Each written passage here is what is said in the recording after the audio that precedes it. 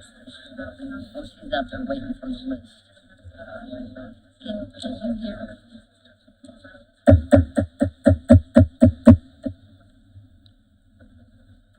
Good morning, everyone. This is the Delaware County Commissioner meeting. It's Monday, April 21st. The time is 9:01. Let's open the meeting with the Pledge of Allegiance. I pledge allegiance to the flag of the United States of America and to the republic for which it stands, one nation, under God, indivisible, with liberty and justice for all.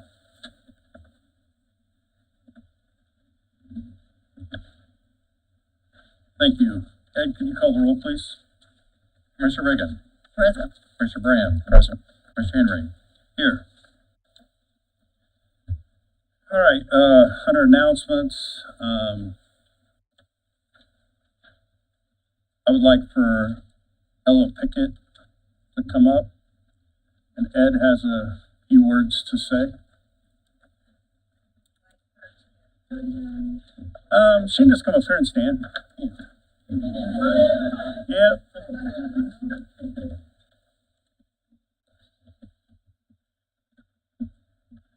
So the commissioners have given you a certificate. She's got more than 30 years of working in the county. She's currently our senior plat room deputy. She's done a great job working for us and in that position for several years.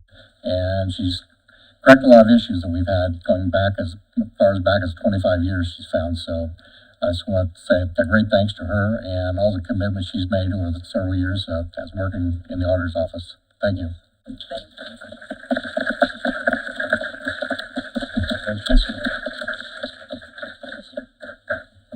I'd like to add, since I'm the only one that actually worked with her in the auditor's office other than Ed and his staff, Ella was always very appreciated, and she would try to get with people as soon as she could. She was always very busy, but just one of outstanding employees, and we're going to miss you.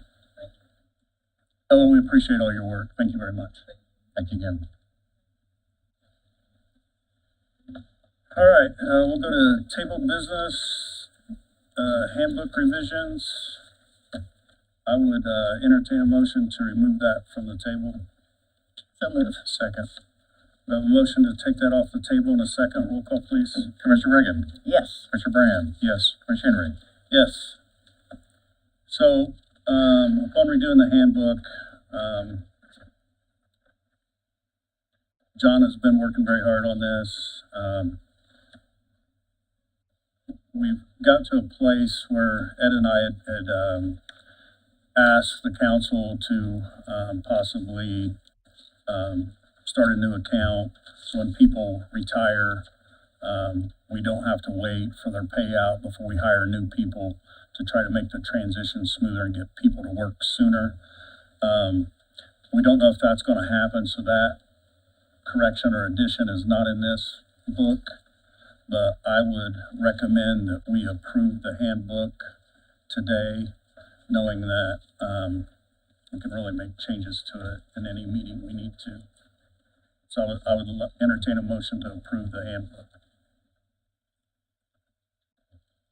I'll second that, or make a motion to. I'll second it. Also, I'd like to say this is good progress, but it still falls short of my vision for the county's handbook, and there will be amendments forthcoming. So we have a motion to approve this copy of the handbook and a second. Roll call, please. Commissioner Brand. Yes. Commissioner Reagan. Yes. Commissioner Henry. Yes. Thank you.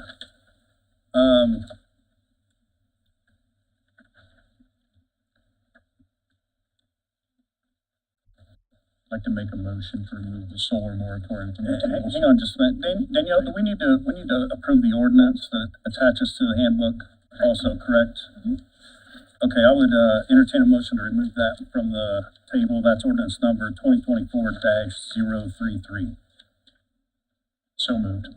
Second. I have a motion to remove that ordinance from the table in a second. Roll call, please. Commissioner Reagan. Yes. Commissioner Brand. Yes. Commissioner Henry. Yes. I entertain a motion for, it's going to be introduction, I believe, of that ordinance. Is that correct, Danielle? Yes. Okay. Motion to introduce. Second. We have a motion to introduce the handbook ordinance amendments in a second. Roll call, please. Commissioner Reagan, Yes. Commissioner Brand, Yes. Commissioner Henry. Yes. Okay, we'll move on to the solar, moratorium. You would like to remove that from the table? I'd like to make a motion to remove it and provide an update from last meeting. We have a motion to remove that Second. in a second. Roll call, please. Commissioner Brand, Yes. Commissioner Reagan, Yes. Commissioner Henry. Yes. So in the last meeting, I made a comment that I had still not heard from two of the companies with proposed projects in Delaware County. One was Hawthorne and one was Exilio. If anybody had contacts, to please get those to me. A couple people offered me new contacts, but in the meantime, both those companies reached out to me.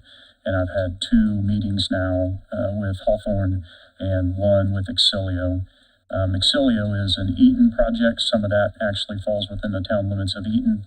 And the Hawthorne project is what they call the Albany project, but it's actually more located around the drag strip and an old stone quarry. In both of those meetings, I found out from them that the current ordinance setbacks of 500 feet do not preclude them from building a project. So that is empirically true of all four projects now, that the setback at 500 foot does not prevent them from building these projects. They all have buildable maps, and that is not even one of the things that they're most concerned about. Obviously, a lower setback makes it easier for them, but they all said they have buildable projects. The one in Eaton, the Exilio project, actually has some pretty big challenges with flood maps. That's their biggest challenge, getting their panels placed where they want them, far more than the setbacks. I'll tell you that I've probably put in 300 hours. I'm not bragging or complaining. I'm just telling you, I've put in a lot of time trying to understand this, meeting with the companies, meeting with people, listening to people. I've spent as much time as people wanted. I don't think anybody could ever say that I cut them short. And what we have are four very unique projects. No two are the same. Writing an ordinance, a one-size-fits-all, is incredibly difficult when you have such a broad spectrum of idiosyncrasies for each of these projects. I want to also say that we continue to get a lot of requests in Delaware County for development of crypto mining and data centers, which use a lot of electricity. That means we don't have a shortage of electricity here in Delaware County. We have a lot of electricity. That's why those companies want to come here. So the folks that say we need this because we need electricity, it's simply not true for Delaware County. I would also say that some of these companies have a history of selling their projects to a REIT, a real estate investment tax shelter company, and I would hate to see that happen. Also would hate to see them sell to utility. When it goes to a utility, that falls under a tax exempt status and they pay no taxes at all, which SB1, I'll probably talk about it here in a little bit, also has a significant impact on the way that we should all think about development going forward. With personal property tax on businesses being increased, it's currently $80,000 a year to $1 million next year and $2 million the following year. That's a significant reduction in business personal property tax coming to the Delaware County assessed value. And that's the good news. The bad news is the 30% floor on business personal property tax goes away. So these developments and other developments, we need to really think about how we're going to approach these. And I think probably an economic development agreement or some sort of a payment in lieu of taxes is the only way forward, because these are not going to do much for our assessed value for very long. I've seen the depreciation schedules for 3 of the 4 companies, and they completely depreciate their assets in 6 years. 6 years. And with the 30% floor going away, that means there is zero value for business personal property taxes, not just on solar, on all developments. So I think it changes the way we should think about development, but specifically about solar. So I have talked to all 4 companies. They're all amenable to continuing to talk to us about revisiting economic development agreements. I also asked all 4 of them a very specific question: who pays the current property taxes? So in Delaware County, farm ground is worth more than what the assessed value is. The assessed value of farm ground in Delaware County is $2,390 an acre. Ground's obviously worth more than that because it sells for more than that, but there's a provision that allows the assessment to only be $2,390. These solar developments are considered a utility class 800 in property tax code, and they fall under that provision by the state, and the state assesses this ground at $13,726 an acre. So I asked those companies, who pays the property taxes? And the answer varies quite widely based on what I said earlier, that all four of these projects are different. Some of the companies said, well, that's kind of, not been defined yet, which indicates to me that the landowner may have to pay these property taxes. Some people said the property owner has to pay the base rate, the $23.90, and then they put a cap on the assessed value, and they put a limit on it. So the company would pay up to that limit. Anything over that limit, up to the $13,726, would go to the property owner. So I would just caution anybody that has a contract, I haven't seen them, to really pay attention to who's paying the property taxes while the property taxes are in place. That seems to be a really deep rabbit hole that I can't get straight answers on. Having said that, I appreciate all the input from everybody, including the companies reaching out to me. We are going to meet face to face with the Hawthorne project later this week. The guy is going to come to town and sit down and talk to us about economic development agreements. There's only one economic development agreement currently, that's with Invenergy.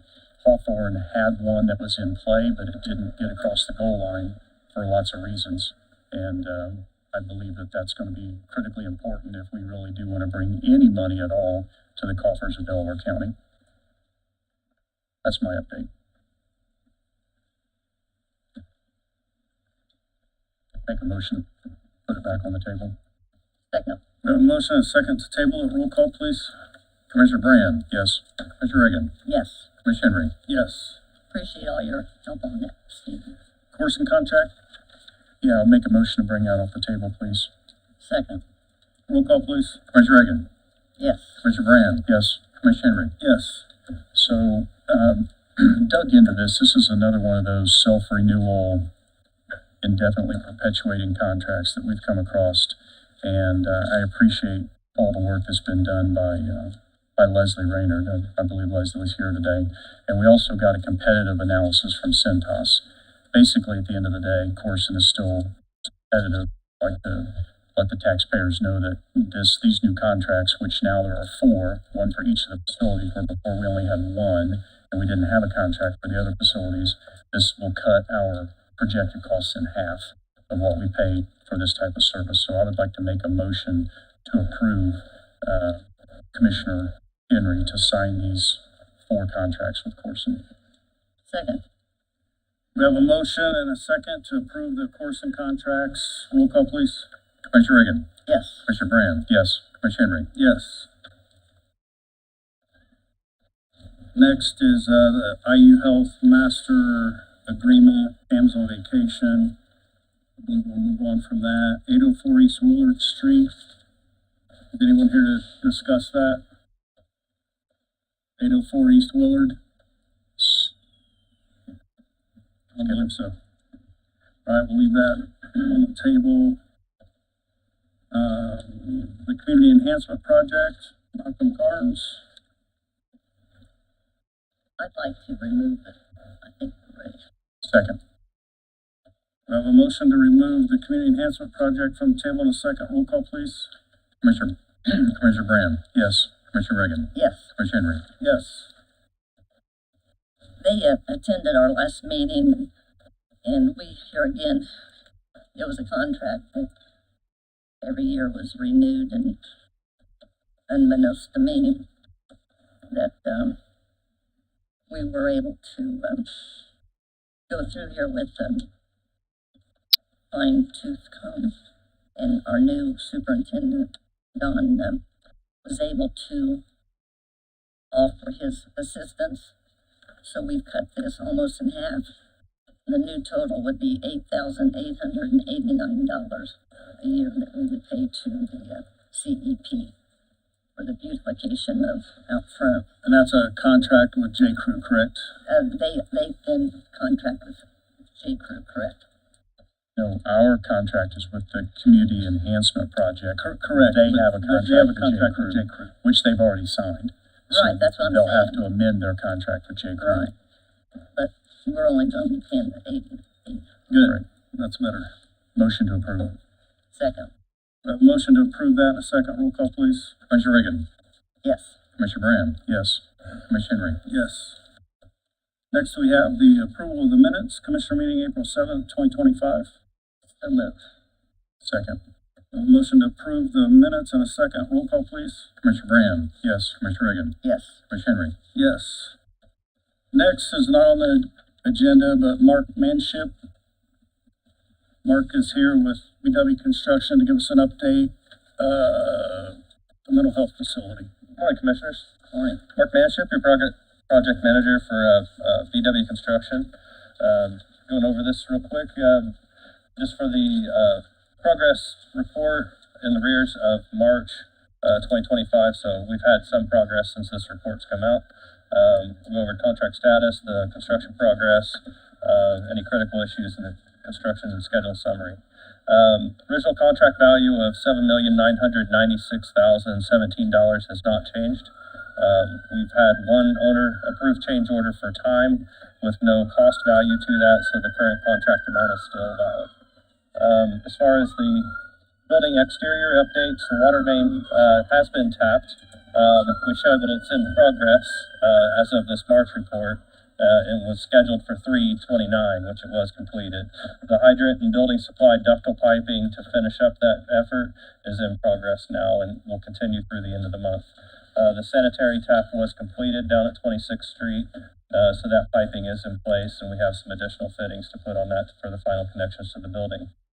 Data conduit pending Comcast pole selection has been pulled out to the trail. And as soon as we designate a pole, then we can finish that conduit for the wire pole later. Detention pond overflow piping was completed as of 3/27. That was an inclusion in the project due to new 100-year flood requirements. We had to put a second discharge for the pond. Got that put in with minimal disruption to the germinated grasses out there. So the pond's still in good shape. We're keeping contractors off of it as much as possible. Subgrade roof drain piping is in progress. That's the final storm structures around the building. Curbs, stoops, storm collars, all that concrete effort is 99% completed. And we have the concrete walk scheduled at the end of this month. Parking lot undercut and stabilized with compact stone, survived the winter just fine. We reached good compaction levels. We had a proof roll end of last week, and E&B guys will be there this week to start the binder on the parking lot in tandem with the efforts that were made over at the corrections facility.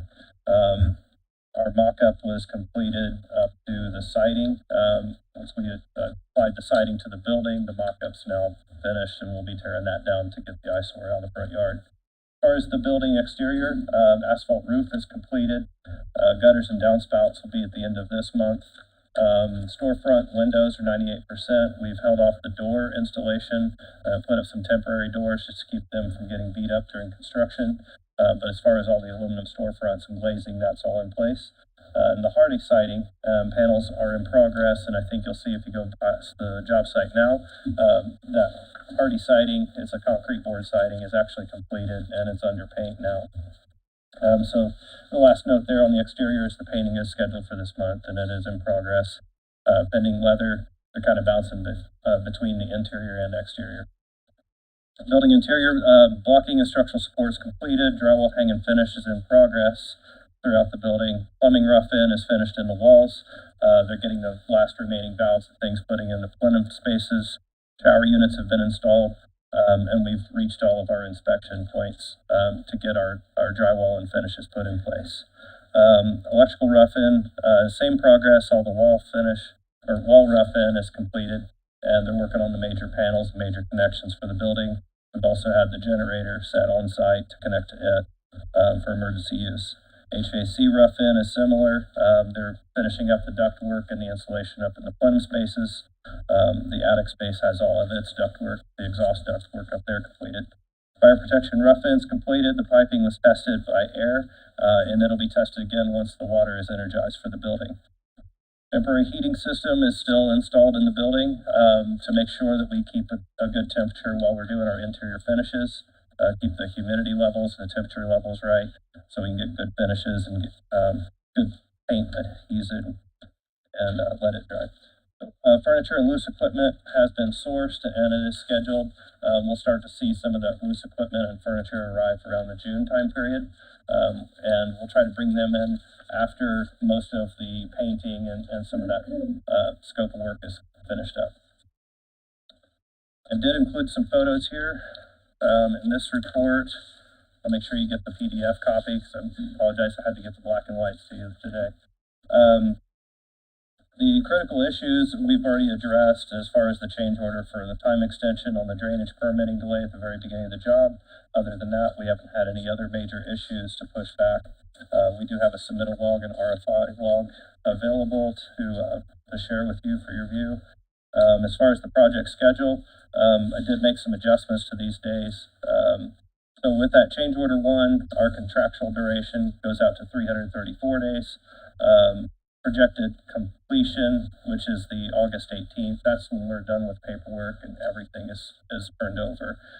We're really looking to get a substantial completion by July 3rd, which would give you the 30-day period to move in. But we actually think with the progress of construction will be completed a little bit before that. We do want to make sure we have all utilities and certificates in place so you can fully operate by that August time period. I did adjust some of the dates on the milestone schedule based on that change order. I think that's the same as what it was last month. And that's it for the report. Any questions? Anybody have any questions for Mr. Manship? No, thank you. Thank you, sir. All right, Appreciate thank you. it. Good news. All right, next we'll go to contracts and agreements for approval. We have community crossing grant bid opening. Mr. Dribble, do you have those bids? Do. First one is First Brooks Construction, 6525 Ardmore Avenue in Fort Wayne.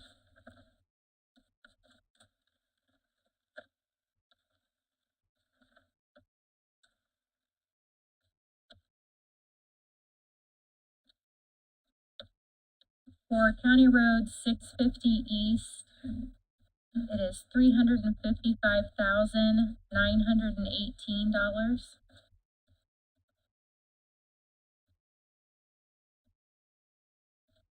For River Valley Road, $254,612.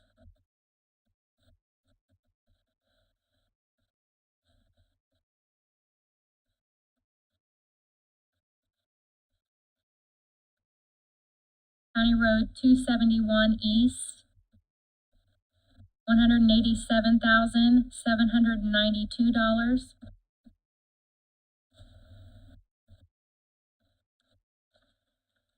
And County Road 1200 North from State Road 3, $174,538.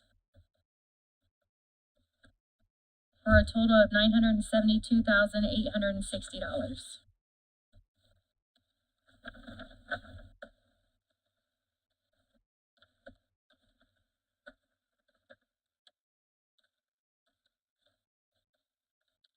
The next one is E&B Paving, 13551 West County Road 550 in Delaware.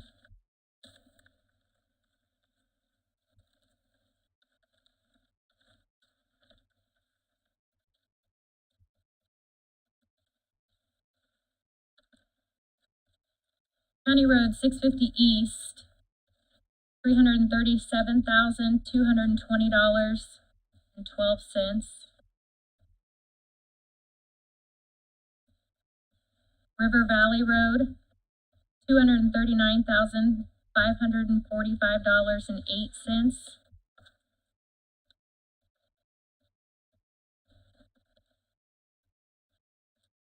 County Road 271 East, $209,830.10.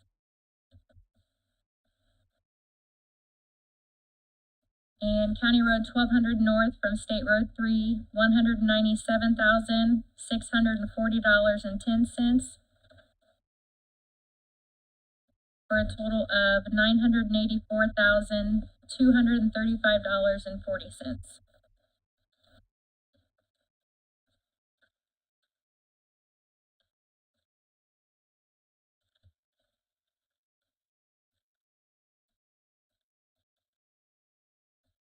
Is that all? We have bids from E&B and bids from First Brooks. I would entertain a motion to take those under advisement and have Tommy, can you, Carrie, go through those to make sure everything's appropriate for us? Yes. So move. Second. We have a motion to take them under advisement and a second. Roll call, please. Commissioner Reagan, Yes. Commissioner Brand, Yes. Commissioner Henry. Yes. Thank you.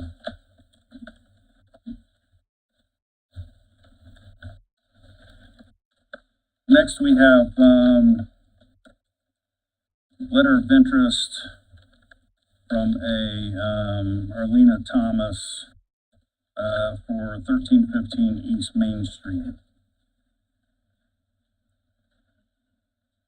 My name is Arlena Thomas. If I could ask for my mother, Sandra, to come up here with me. She's spoken before. Absolutely.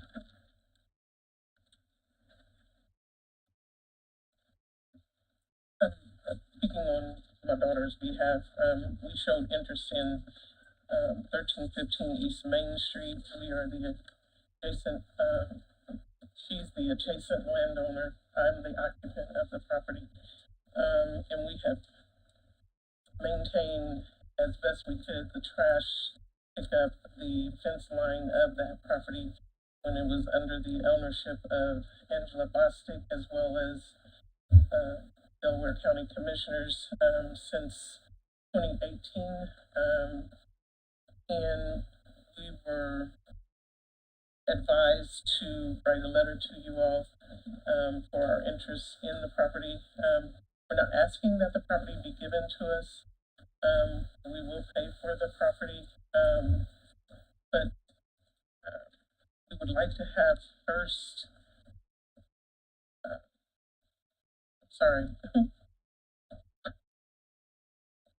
first choice in the property because we dealt with a lot with this property that's next to us. Homeless people going into the property, parking behind the property to use their drugs. The many animals who had to clear the fence line that was not ours to keep it from being on our property, keeping us from being able to mow. And it seems that we're not even being considered. We want to extend the east side of our property to give us more room for safety purposes, for developing on the property as well. And I'm humbly requesting that you all consider, understand that it's been stated that it's going to MRC. I've spoken with Nate Howard, I hope I'm saying his name correctly, at Muncie Land Bank, and expressed my concern. I was a city worker for close to 20 years. I'm very familiar how city and county government work. I've worked with the Weed Abatement Program for 7 years.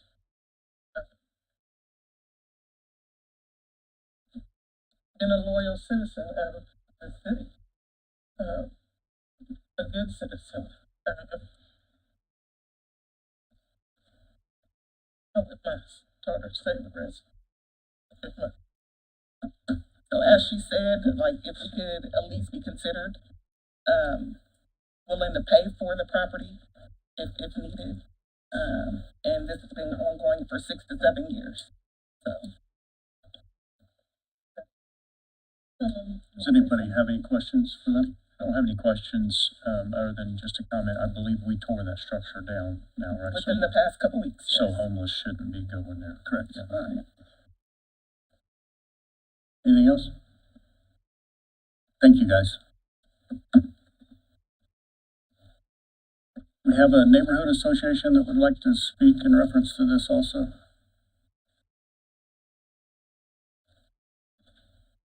Hello, my name's Brian Shaw. I live at 600 East Washington Street in Muncie, the same neighborhood. It's this property that's the request is being administered to you. I would like to support the adjacent property owner acquiring this property. It seems to have been the way that we've gone in the past with abandoned properties, making them available to the adjacent property owners so they can secure an interest and not have something built that they don't want, or another property yet that goes unmaintained in our neighborhood. If for whatever reason their request is not considered, go to the next item on the list here.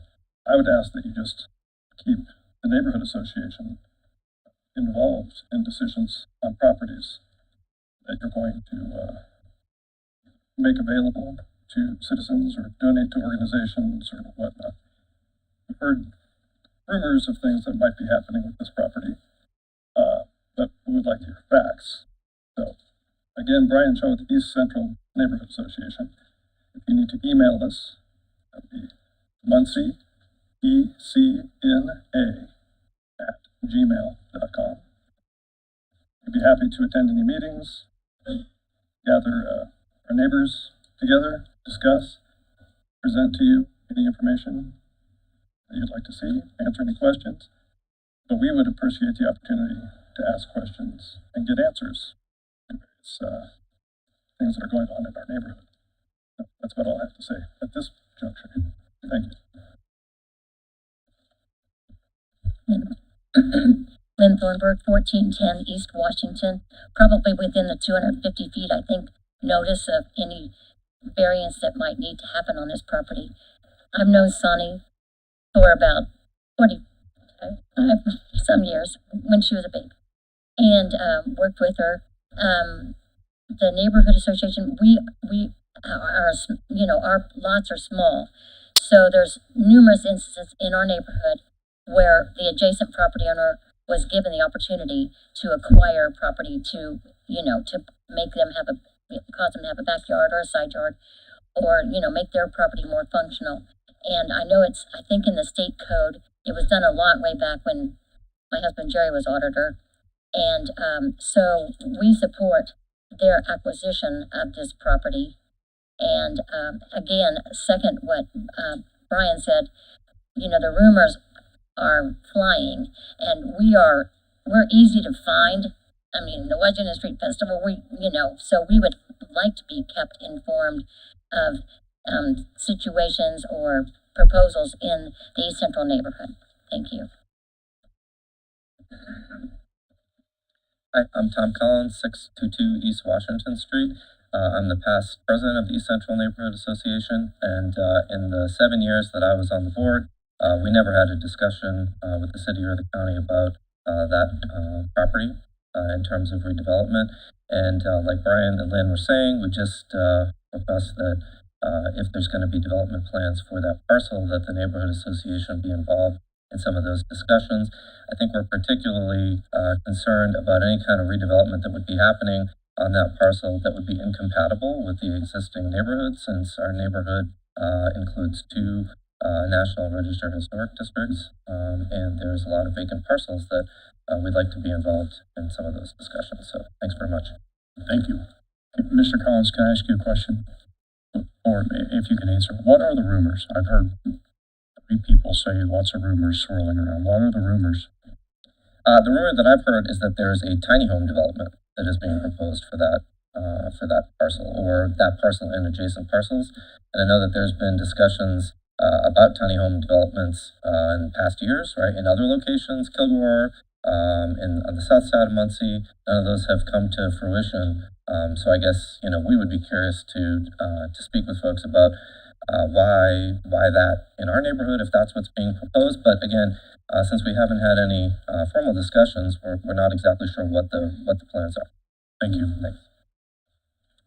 Just for the record, I've not heard I've not of heard that. any Tiny or tiny homes being put there. I've heard So, one on Kilgore. yeah. Uh, Sure. I'm a truthful person. Jerry, you know that you mentioned tiny homes. Hold on, I found out. hold on. Initially, I was told tiny homes were a talk. When I was here at the previous meeting in August of 2024, I made that statement, and several people on this board stated that it was just in talks. When I spoke to you later, you stated that it would be a gentleman out of Indianapolis who, hold on, please. It would be a gentleman from Indianapolis who's a previous NFL player. Then I have your text. You stated now it's going to go to MRC, and it appears to me. Oh, sorry. It appears to me that everything is happening to keep from allowing us to acquire the property. Please allow me to finish. Sure. When I spoke with Nate, I'm not sure if Nate is here. He stated that he would be interested in acquiring the property. Right. Okay? And you and I spoke about this. Right. So it's a slap in my face to hear you say that it's untrue, that you never heard about it. Well, Let's be truthful, Yeah. please. that was years ago. A year ago. The tiny, but not recent. Early this year, January, When? when we spoke. Okay. February, when we spoke. I don't know if what's happening here. As I stated previously, I am the only adjacent, or excuse me, we are the only adjacent occupying resident to this property. Brian has stated, Lynn has stated that it's been past practice. I know it's been past practice. And I did share with you when we And did you have cut me off properties. again. I did share with you when we did have properties that two landlords wanted it, that we would put names in a hat and we would draw a name. Right. And we're the only Right. neighboring landowners. True. Thank you. I'm one vote, and Is Jeff out here? I don't think No, I don't think he is. I'd like to make a clarifying comment. I've heard Nate Howard mentioned a couple times in the Muncie Land Bank. This has nothing to do with Nate Howard or the Muncie Land Bank. Didn't mean that it had anything to do with Muncie. I was, again, Terry advised me to write letters to Nate Howard, to MRC, which I sent it to Andrew Dale. So that's why Muncie Land Bank is being brought in. yeah, at one time, years ago, well, a year ago. No. It Just started years ago. No, ma'am. Just this month, you advised me to write a letter to Muncie Land Bank. Right. I just want honesty here. Well, yeah, I mean, if that's what I told you, but that didn't go through. Come on, Sherry. Okay, thank you, ma'am. Thank you. What's your pleasure? What would you like to do with this at this point? Yeah, well, item number 10 is on the same property, right? It is correct. So are we gonna? I'm combining that. Oh, okay, It's all that's the what I same- wanted it's to all know. the You're same combining thing. those. It's all the same issue. I don't know. You guys want to table it for discussion? I would entertain proposals from interested parties. Yeah, and if Mr. House not here, I mean, we just spent $17,000 on this property. Clearing it out, that's right. So yeah, that was surprising. I would like to get anything that we could get out of it, honestly. I mean, that's my point. Okay, so I mean, I would entertain, I'd like to see some proposals. If MRC's interested, I'd like to see a proposal. If the homeowner next door is interested, I'd like to see a proposal. so moved. Second.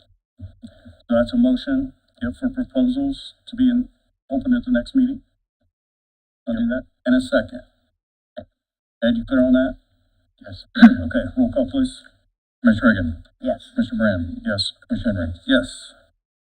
So get us a proposal ready for the next meeting, please. Thank you. All right, next we'll move to, grant acceptance. Mr. Cummins? This is acceptance of a law grant. It's the third year that they've funded training for the dispatch staff. It's $4,500. They've approved it. I need a approval to accept it so we can deposit it into our ball account. And you already have a line, correct? Yes. Okay. Make a motion to accept it. Second. We have a motion to approve this grant in a second. Roll call, please. Commissioner Reagan, Yes. Commissioner Brand, Yes. Commissioner Henry. Yes, thank you, Mr. Cummins. Next we have, Droopy's Lawn Care for the Justice Center. Sherry? Well, I don't know how my name got there, but I am interested in getting proposals, and I think Commissioner Brand recommended that because we do want to pass it around. We don't do things just because somebody's a friend, and I just would like to see what the other folks might. Mr. Brand, you've been working on this also. Yeah, a little bit. So we have Kyle Johnson helped greatly. We've got a map.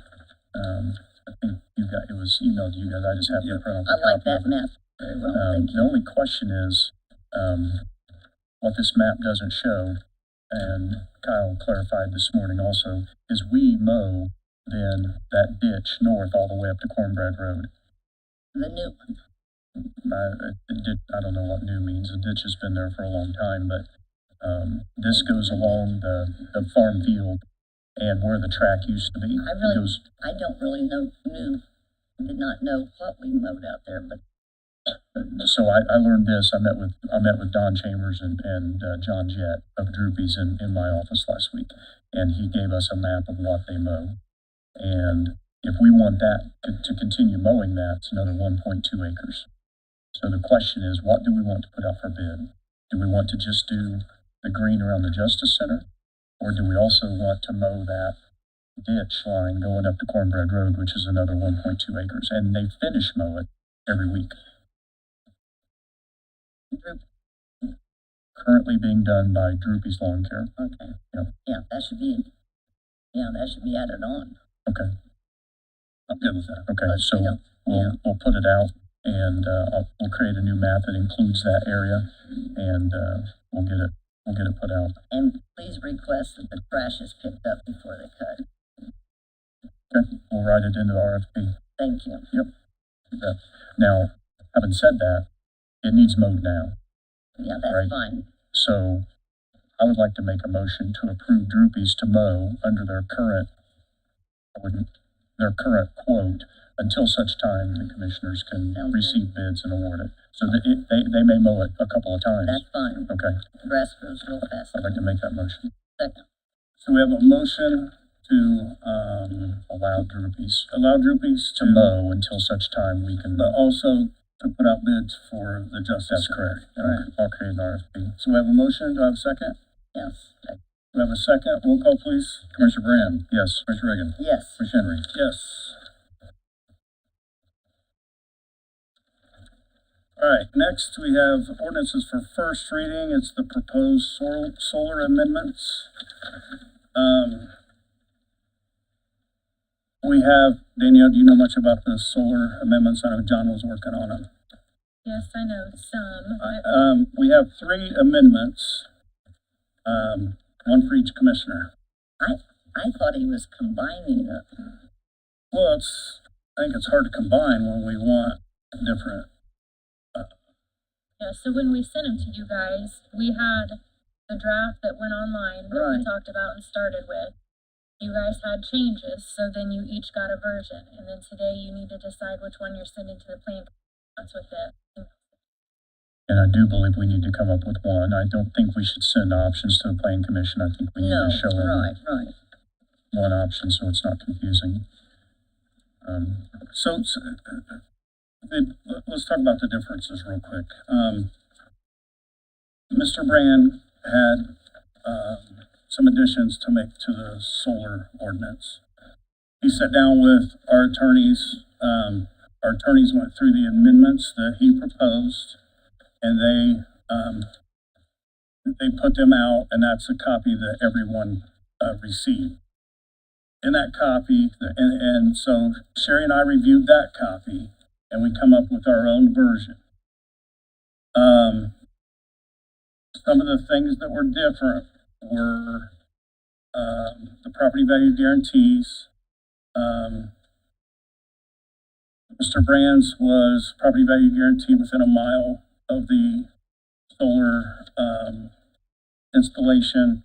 Sherry was a half mile. I was property adjoining the installation. So that was a difference. There was another difference. Sherry, you wanted a setback cut by 50 feet. Yeah, I just want to make a simple There was, 500. I think there was a setback of 550. Sherry wanted it Right. moved to 500. There was part of the ordinance that stated that, only 10%, correct me if I'm wrong here, Stephen, only 10% of prime farm ground could be used,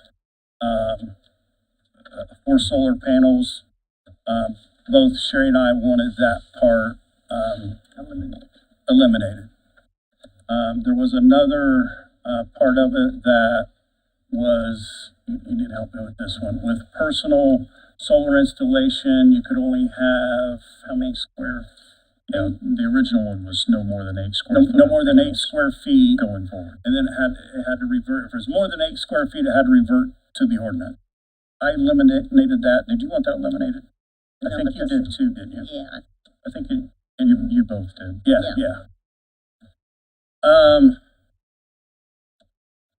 Those were the differences. yeah. So the 550 foot, just for clarification, that Sherry wanted moved to 500 was on battery energy storage systems. You wanted it the same as what the current setback is for solar. The reason I wanted something in there for private, not commercial, was I've heard from in the time I've gone around the county listening to people, I've heard people say, hey, they can put these within 25 feet of their property line.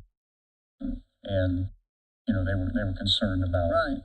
their property value and view shed. Those are the two main concerns that I hear. So you guys are proposing that it's not in the ordinance at all. Correct.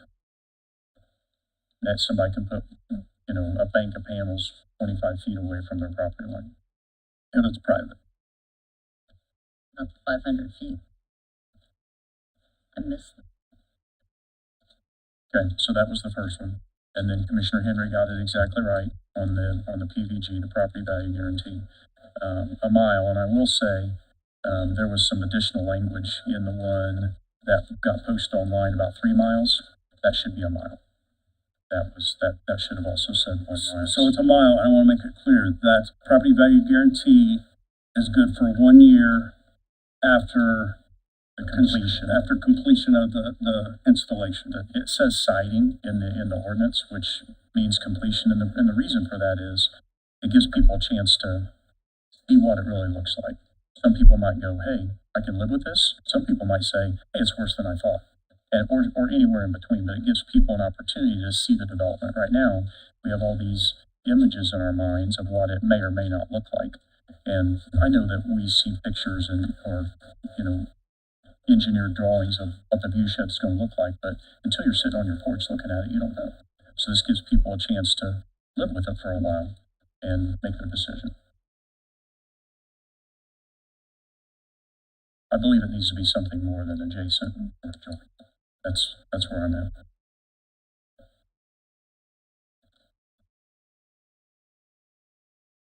Anything else?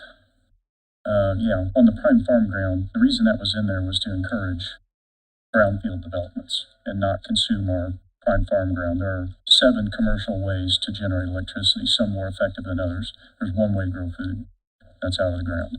And this prime farm ground, I had a local farmer share a map with me. I showed 166,000 acres of prime farm ground. At 10%, you could put 16,600 acres, right? And we're capped at 5,000 in the current ordinance, and I don't see that that's up for debate.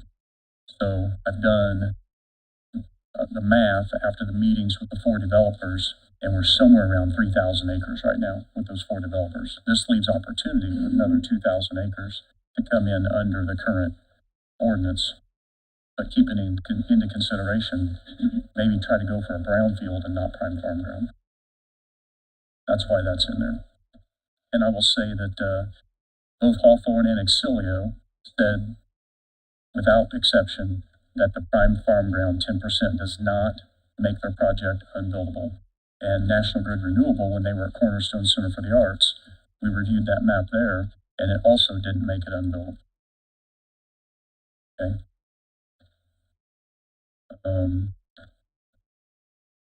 Yeah. Anything else? No. What we passed today is going to Planning Commission. Plan Commission. Yeah, what we passed today will go to the Planning Commission. Assuming this gets passed today, the Planning Commission will set a date for a special meeting. It'll be a public hearing. It'll be the public hearing. It'll be at the Justice Center, just like it was last time. That date hadn't been set. And I believe Kylene said that they were going to adopt the same rules that we did last time. Basically, those in favor get an hour, those opposed get an hour, so on and so forth. And then it'll come back to the commissioners. Right? Yes. Okay. So what do you guys want to do on the property value guarantee? We've got 1 mile, a half a mile, and adjacent and adjoining. Those are the 3 proposals. Well, I guess I'm like you. I don't want to send all 3 of these to the Planning Commission. I think that Right. muddies the waters even deeper. I would meet in the middle, I guess, and entertain Ms. Riggins' Half mile. stipulation. Okay. Then on the prime farm ground, after my explanation, you guys are still, you don't want any kind of, even make it 20%. I mean, again, trying to encourage brownfield. There's still 2,000 acres that could be developed for solar. We have brownfields. Just trying to encourage that development. You know, this is probably one of the most controversial topics of our time. Right. And I'm 56 years old, lived here my whole life, and I've never seen anything divide families and communities and friends like this situation has. I mean, parents and kids don't even talk to each other anymore. Farmers that grew up together don't talk to each other anymore. Right? This is extremely controversial. And I will tell you, after talking with folks, the people that are for it don't have as much concern for their neighbors' property rights as the people that have concern with it. They still have concern for the property rights of the landowners that have their ground signed up. I don't see the reciprocal there.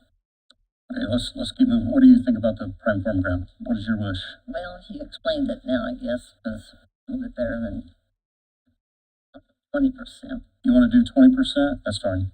Danielle, you got those corrections? Yep, I'm making it. Okay.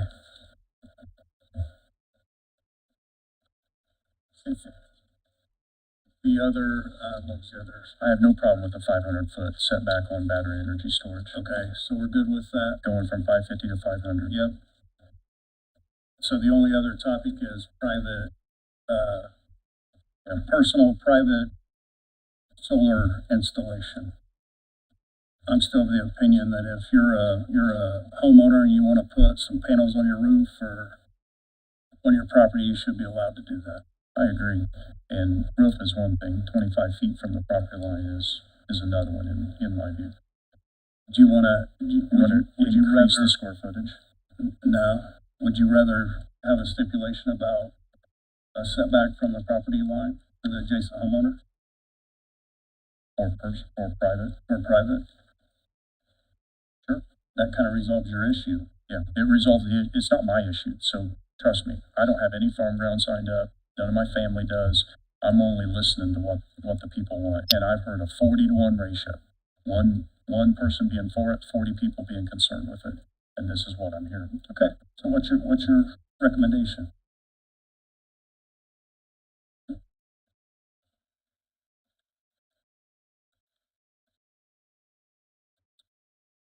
$50 feet. 50 feet from adjacent property, that, I would do that, but include a residence on it. If it has a house on the property adjacent to it, then they have to keep 50 feet away from the house. Okay, are you good with that? Yep. Terry, you good with that? I'd like more, but I'll say okay. You got that? So those are the only questions, I believe, on the ordinance, correct?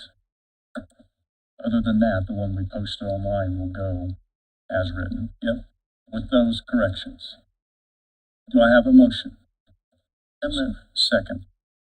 We have a motion to approve those amendments and a second. Roll call, Ed? Commissioner Brand, Yes. Commissioner Reagan, Yes. Commissioner Henry. Yes. There you go, Kylene. Does that make it easier for you? Not really.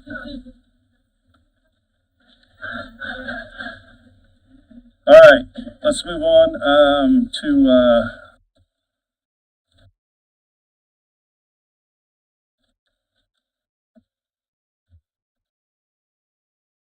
Department heads. no, You got old business. the resolution 2025-07, Danielle, we need to wait on that, don't we? No, hang on, let me grab it.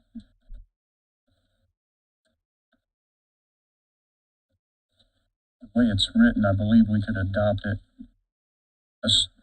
considering the amendments that we just made This is to submit the proposed amendments. to the planning To the commission. Planning Commission, okay. So resolution 2025 is a resolution of Delaware County Board of Commissioners to amend the Delaware County zoning ordinance as to solar farms and battery energy storage, sending it to the Planning Commission. So moved. Second. We have a motion for approval and a second. Roll call, please. Commissioner Reagan, Yes. Commissioner Brand, Yes. Commissioner Henry. Yes. Okay, next we have department heads and elected officials. We have some department heads that need to speak. Yes, Mr. Catino. Morning, Commissioners. Morning. John Catino, Emergency Management Director. Just wanted to give an update. We held a meeting with the state and FEMA representatives last week.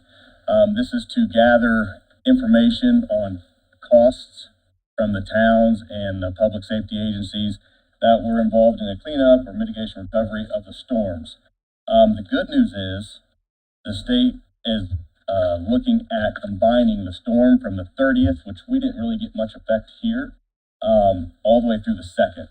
They're looking at this because there's a less than a 72-hour window between the two systems, so therefore they can lump both of those together. That includes 49 counties of the 92 in the state. So that increases our chances to go after FEMA money.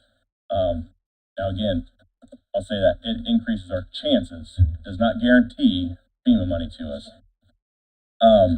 The state, because there is a state of emergency, there is SDRF funds available for individuals and some public agencies. So there's two different classifications here. There's individual assistance, which is citizens, and there's public assistance, which is public safety, government, towns, and whatnot. So there are some funds available there. For the citizens, they can reach out to 211, which is in211.org, and they can answer any questions they may have for receiving reimbursement or some aid for damage and recovery.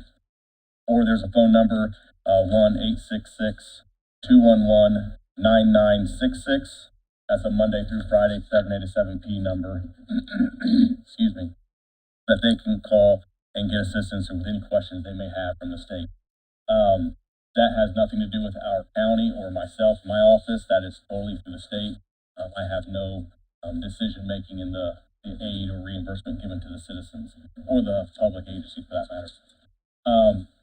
For the county estimated costs that were required of me to submit to the state today by close of business, we are currently sitting at $241,544.50 assessed costs of cleanup, debris removal, and personnel costs. So Can you say that number again? yes, it is $241,544.50.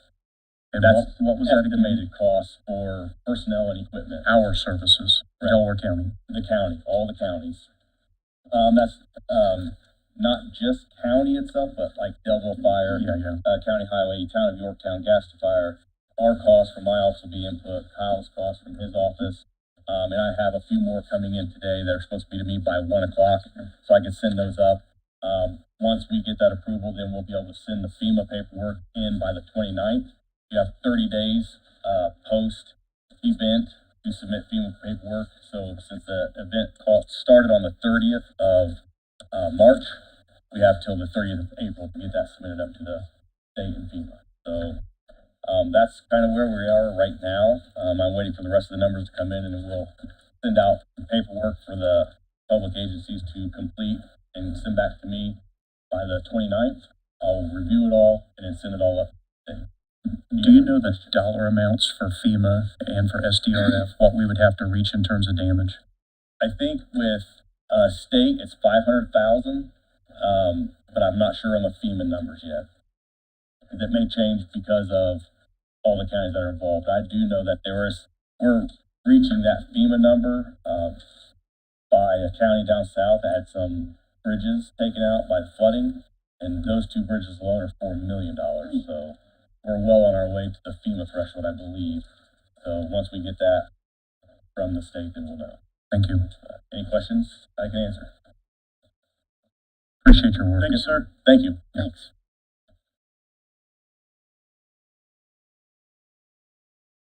Good morning, Commissioners. Carrie Dye, County Highway. I just want to go over the Newsom construction invoice that I emailed you guys. If you wanted to move forward on this project, the engineering drawings are $5,800, and that would, I'm assuming, come out of ART because that's where the project is being funded from. So this is over and above the contract that we previously approved. I think we can make a general assumption that even the other people that we did not choose would have to pay for this. However, I will say that I went out and walked the site with Tommy and Bobby and Newsom's, and I brought this up. I said, this is not just a local building permit. You have to get a state permit because of the funds that are being used and because of the way the property's held, and that they will want engineering drawings. And at that time, I'm informing the commissioners and the public that no additional costs were brought up. So these costs were not originally assumed, and they weren't articulated during the walkthrough. What's your pleasure? I mean, we have to do it, right? We have to get a state permit, which they also have to get a county permit too, right? They have to get a permit from us locally too. You making that a motion? Yeah, unfortunately, we have to approve it. Second. We have a motion to approve that. A second. Roll call, please. Commissioner Brand, Yes. Commissioner Reagan, Yes. Commissioner Henry. Yes. Thank you. Thank you. Thank you.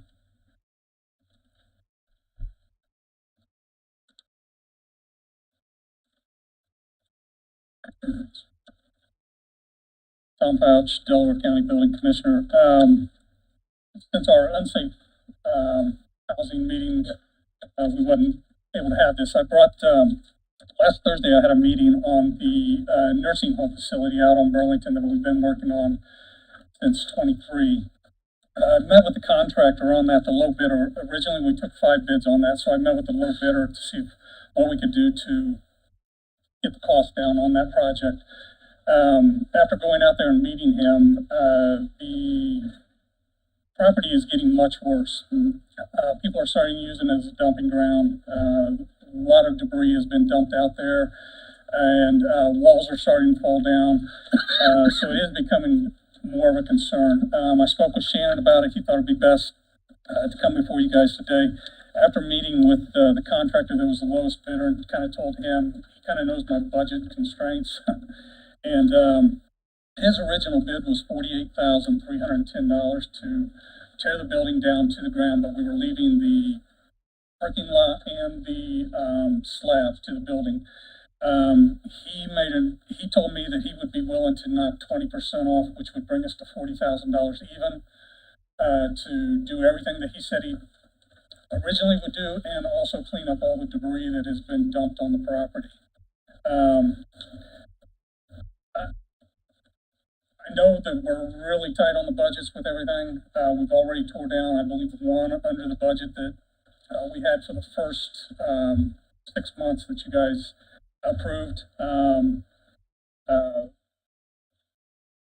Keep in mind too, this property at this point, as of Thursday, is behind on taxes, $11,342. So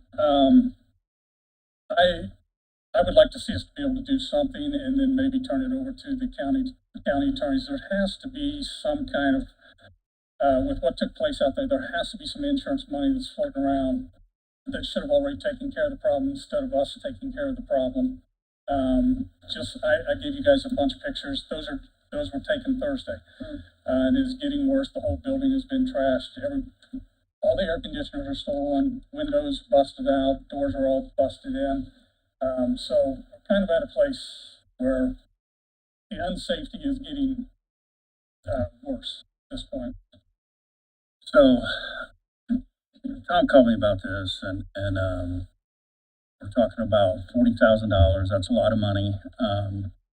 We also need a asbestos inspection. Yeah, I really don't think that there is asbestos in that building.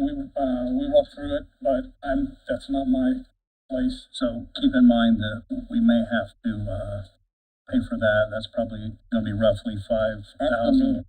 That's what the last one was. But it's a lot smaller. It was. So I'm guessing we're going to have to spend $50,000 to take this down. Yeah. I would like to see us go ahead and spend the money to take this down. And now I would like to, instead of just putting a lien on this property, I would like for our attorneys to, I think the corporation that owns it has been dissolved. Is that correct, Danielle? I think so. John looked into that. Yeah, I think it's been dissolved. However, I agree with Mr. Fauch. Maybe there is an insurance policy there that we might be able to get a hold of through our attorney's office. So I guess I would entertain a motion to take this down. It's not going to get any better. I'd entertain a motion to take this down, have our attorneys pursue legal action on the owner to try to recoup our money on this. Move. And I just want to ask a question before I second. So this 40,000 that he discounted 20%, that includes all permits, proper disposal, all that, right? I mean, we just went through, had Yes. $5,800 worth of permits to something. Again, the only thing that we don't have is if we're going to have asbestos removal or not. They're probably, just to have the guy to come out, is probably going to be $500 just to do his testing. Right. Okay, which is not included in that. But again, he made an agreement with me that he would knock his price down and clean up all the other trash that's been brought in. We are leaving the slab, we're leaving the driveway for right now. Okay. Okay. Yeah, I agree. And I also don't want to lean it because once we take it down, it's going to be attractive. It'll sell in a tax sale, and then we lose our ability to collect on the liens. So I'll second. Currently, we're still, that one's, you guys permitted me to pull that out of the tax sale. So we're still. This is not in the tax sale. No, it is still removed on hold. Let's do this. Let's cap asbestos removal at 10,000.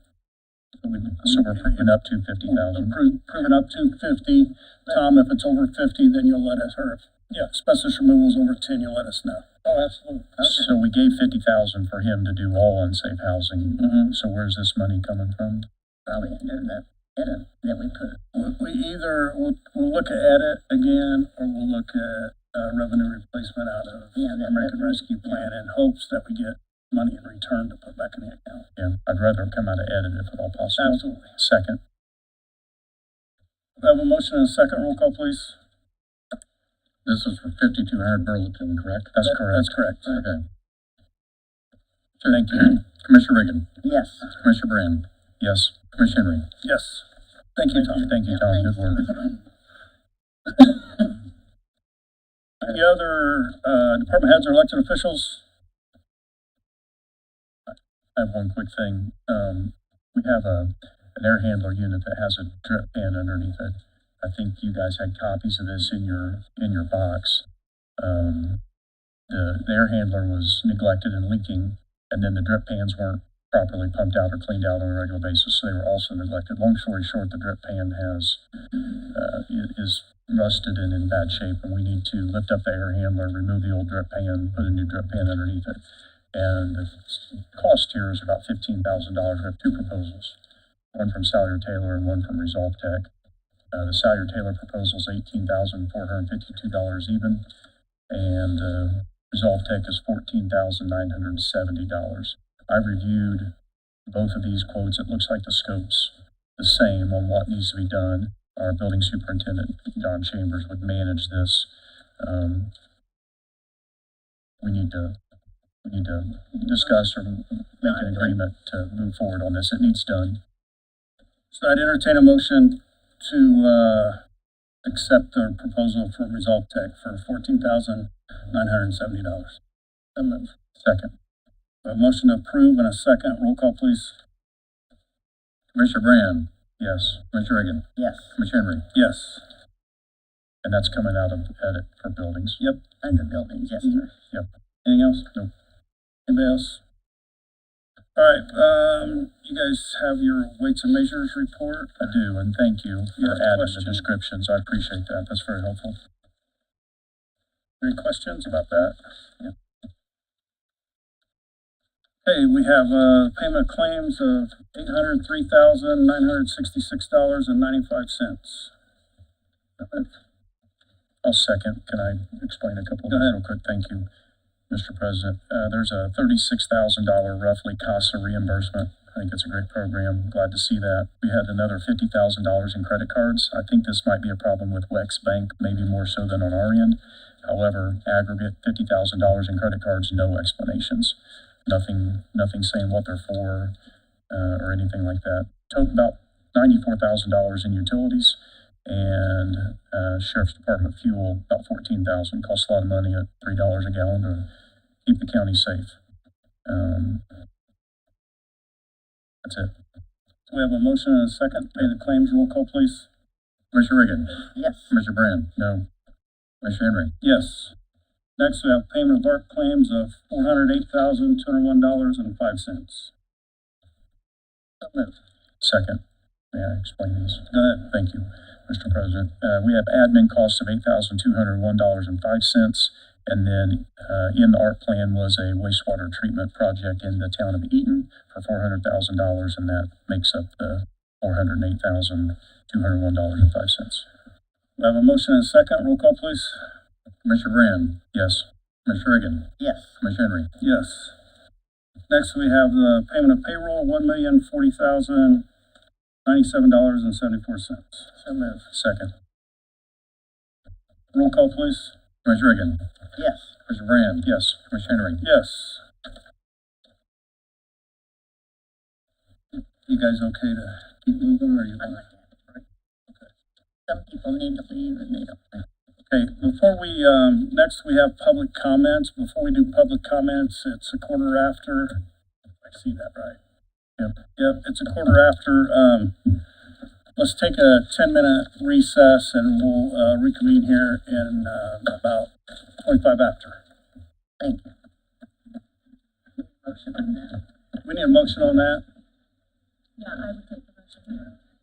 You make a motion. Second. Roll call on the recess. Commissioner Brand, Yes. Commissioner Reagan, Yes. Commissioner Henry. Yes.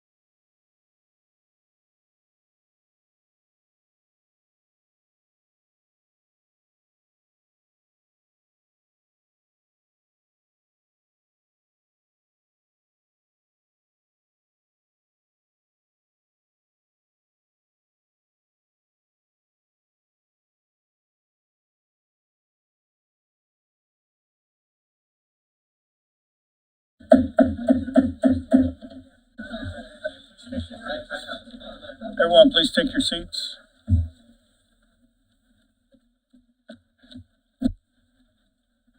I can hardly hear the lights. Thank you. There's concern about, on our agenda, under first reading, it has the proposed solar ordinance amendments. I want to make it clear, Danielle, correct me if I'm wrong. This will go to the planning commission for the first reading. And, if they approve all the amendments and agree to everything we sent, or we have, then it will come back here for the second reading for our final approval. At that point, the solar ordinance would be law. If the planning commission has amendments they send back, again, we'll vote on it or change it and send it back to the planning commission.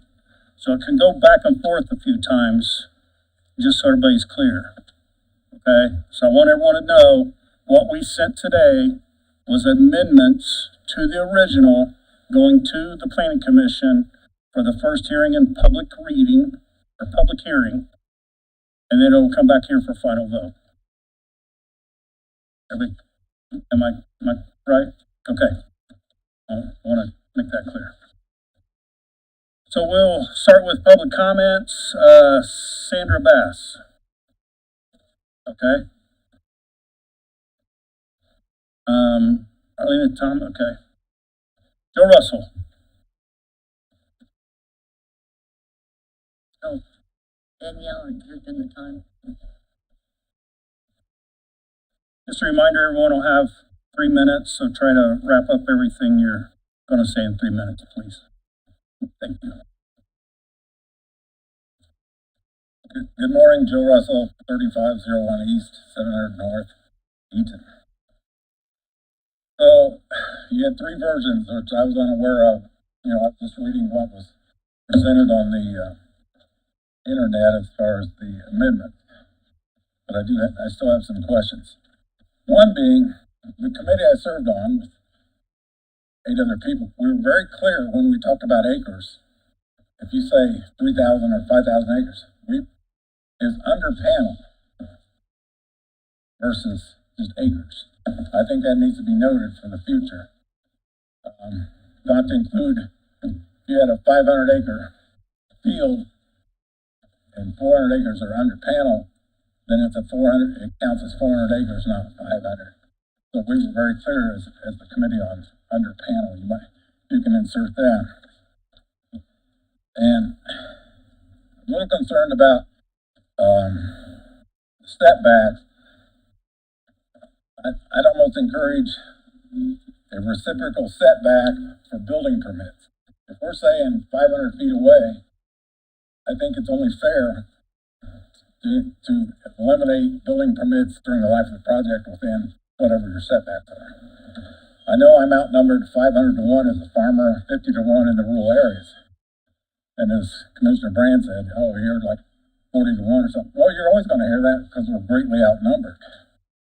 My concern on prime farmland, I don't, in correspondence with Mr. Brand, was I consider all my land prime farmland according to the soil and water conservation, all the green stuff with prime. I don't know if we're talking the same language.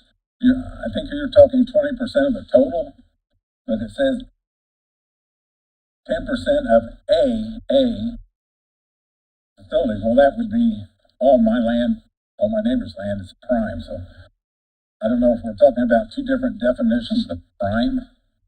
That I'm not clear. Also not clear on the property value guarantee. So it's down to a half mile now, maybe.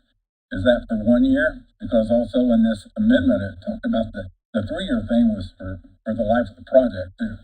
So I suggest being very clear on the length of that. So those are my concerns from what I heard today as far as the definitions of some of those terms. I might note that the 32% that's not farmed in Delaware County used to be prime farmland too. Thank you. Thank you. Linda Hanson?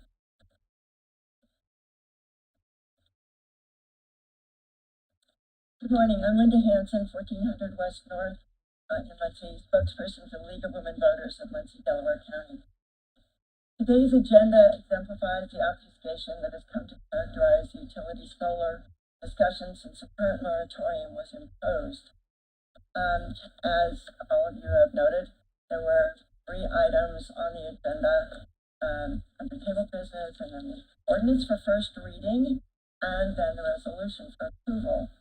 And I want to thank Commissioner Henry for clarifying the process. But I want to call attention to all of you and to all of us for the issue of transparency. The League of Women Voters supports and promotes an open governmental system that's representative, accountable, and responsive. Citizens have the right to know what their elected representatives are doing.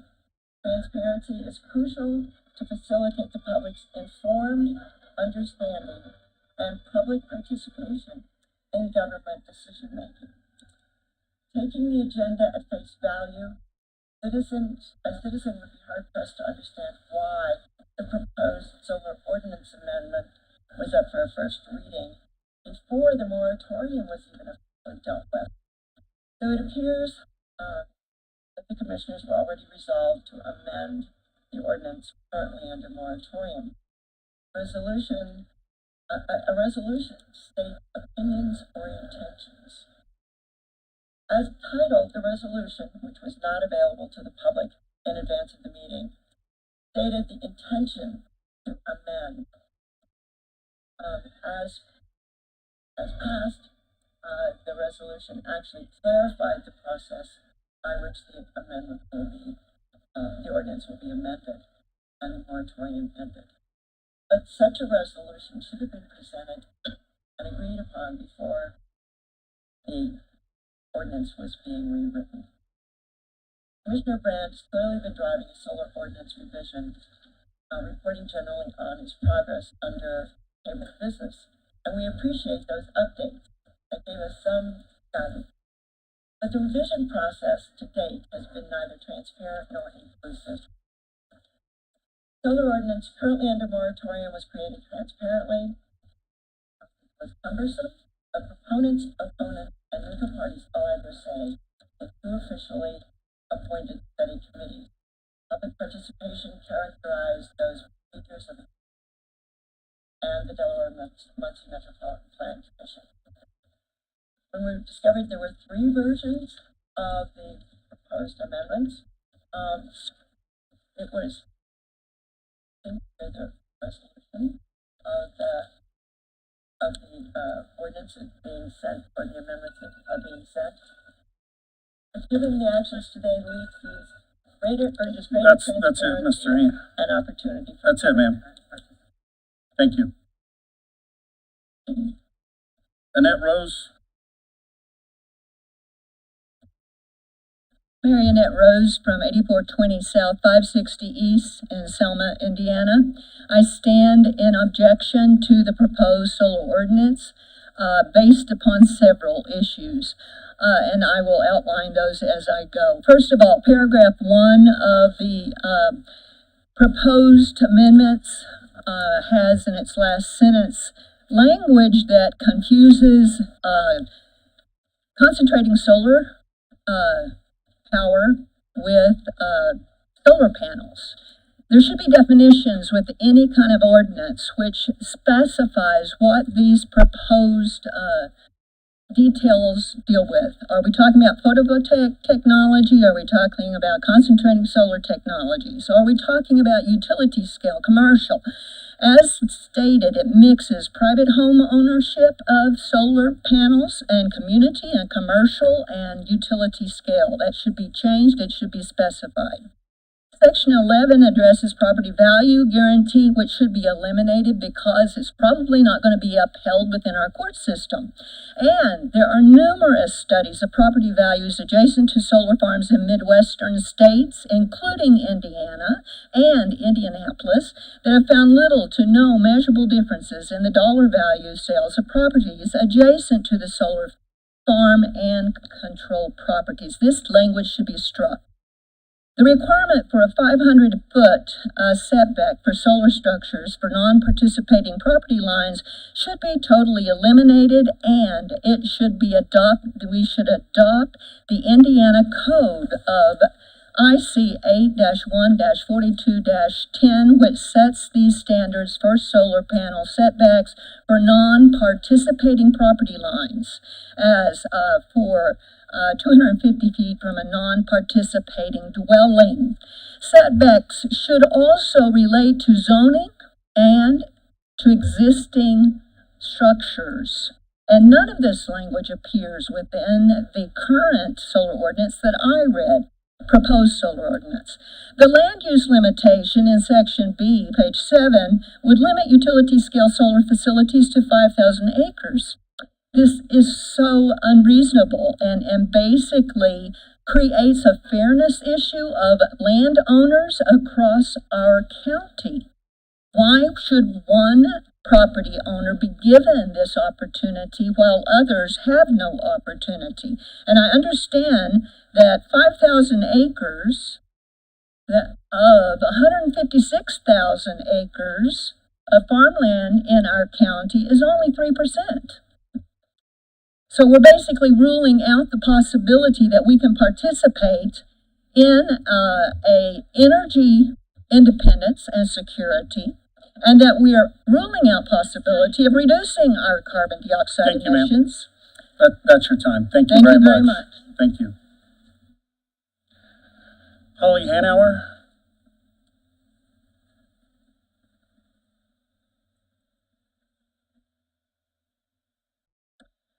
Hi, I'm Holly Hanauer, 4700 West Woodway Drive in Muncie. The section of the new ordinance that is the most objectionable that I want to talk about is the 10% limit on prime farmland, which you are now amending to 20%. This seems to say that prime farmland must be in production for corn or soybeans. I want to offer a different perspective on this. According to the Indiana Corn Marketing Council, in 2024, 43% of the Indiana corn crop went into Indiana ethanol production. That farmland was used for making fuel, an energy source. So what is the difference between that and using farmland for another energy source, solar-powered electricity? For the farmer, it's a much less risky crop. Why can't they choose between producing ethanol or solar power? I don't think that the county commissioners should be the judge in this matter. Mr. Brand, you stated that in talking to companies who have plans for facilities, that two of them said that this 10% limit would not impede their project at all. That may be true for those projects, but it is not necessarily true for projects in the future. And for example, perhaps Mr. Russell's plan would basically say that he can't do solar on his property because of that limit.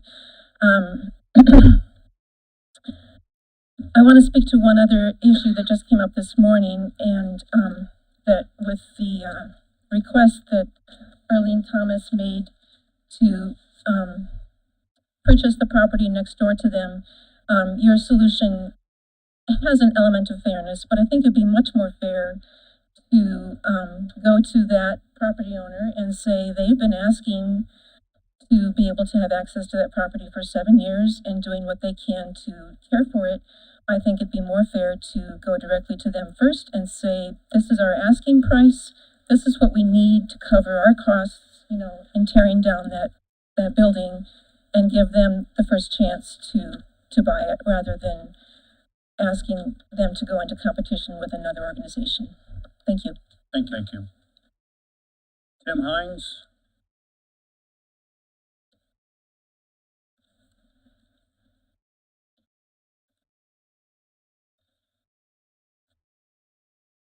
Tim Hines, 709 East 1300, Galveston, Indiana. So no, I'm not from around here, but I do work in the area, and I'm a business representative for the United Brotherhood of Carpenters, representing 575 members. Of that 700 or 575 members, 225 of those members live here in Delaware County. So I just wanted to put the citizens of the community's mind at ease and know that specifically, excuse me, National Grid Renewables, developer-wise, is one of your best developers that you're going to have the opportunity to work with. And they have worked with Carpenters Union on several projects, solar projects, and opportunities, paying livable wages, benefits for people working on their projects. They have the same beliefs as the UBC members in those in that manner. They also believe on using local labor. They want to provide opportunities for the youth in the area. They've worked with and partnered with communities and career centers, as do the carpenters. And on a lot of these solar projects that they have utilized our workforce, some of those up to about half have been apprenticeships. So a lot of opportunities, yes, a lot of opportunities for our youth in learning a skill and getting the training and moving forward. They have also contributed to a lot of charitable donations and contributions throughout the counties and communities that they have worked in and around. So getting an ordinance, getting something in place is great, and it's good to see everybody who came out and is concerned. That's a good community. So just having something in place, I just encourage to work with National Grid. Like I said, they are a very good developer, and they utilize local labor. Thank you. Thank you very much. Cheryl Swingley.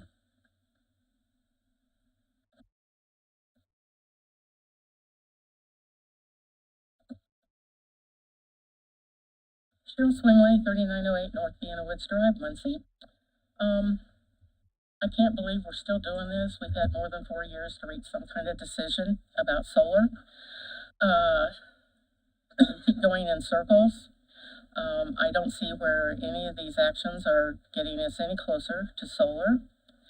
I also, with this new proposal, it's another way to disrespect the group of citizens who, after being carefully chosen, donated hours, days, and months worth of work to come up with a solar ordinance more than 4 years ago. Declaring moratoriums and rewriting new versions of the solar ordinance appear to be strategies for a never-ending game. It's past time to decide whether you really want solar or not, because your actions to me indicate that you do not want this in our county. And all I hear is that there are no benefits to solar, and we just heard from a gentleman who talked about all the opportunities. There's also the electricians union. And just because you learn your skills on this small project, that doesn't mean that you can't apply them somewhere else. And in fact, there are lots of people who travel all over this country after they learn a skill in their local community.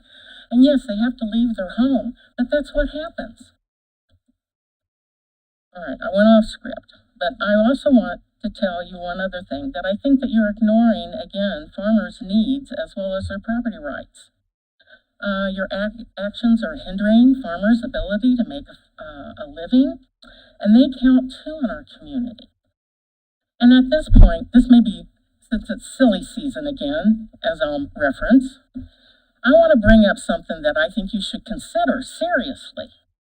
If you like property value guarantees for homeowners, think about how it might work for farmers too. If farmers can't have solar built on their land, the county should have to pay the farmers who wanted solar the difference between what their land would have been worth with solar versus what their land is worth only as cropland whenever they sell. I don't think you like the price difference. It's significant. We're not talking a few $1,000s. We're talking tens of thousands of dollars, maybe millions. And now as we head toward this new ordinance, I really implore you to vote no on this. And I would love to see a motion to bring back the Marta Moody ordinance and put that back into effect. That was a smart, reasonable ordinance. Otherwise, it's time to give a name to the game that is being played in Delaware County. It's called bait and switch, which means unfair and deceptive practices. Thank you. Thank you. Thank you. Robert Coaster?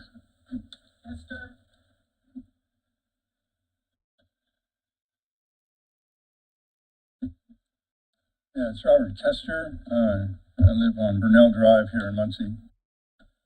I fully support all the comments that have just been made. I think bait and switch is a good capture of what's happening. And, I think it's pretty clear that there's efforts being made to kill this thing and not really respond to the people in the county.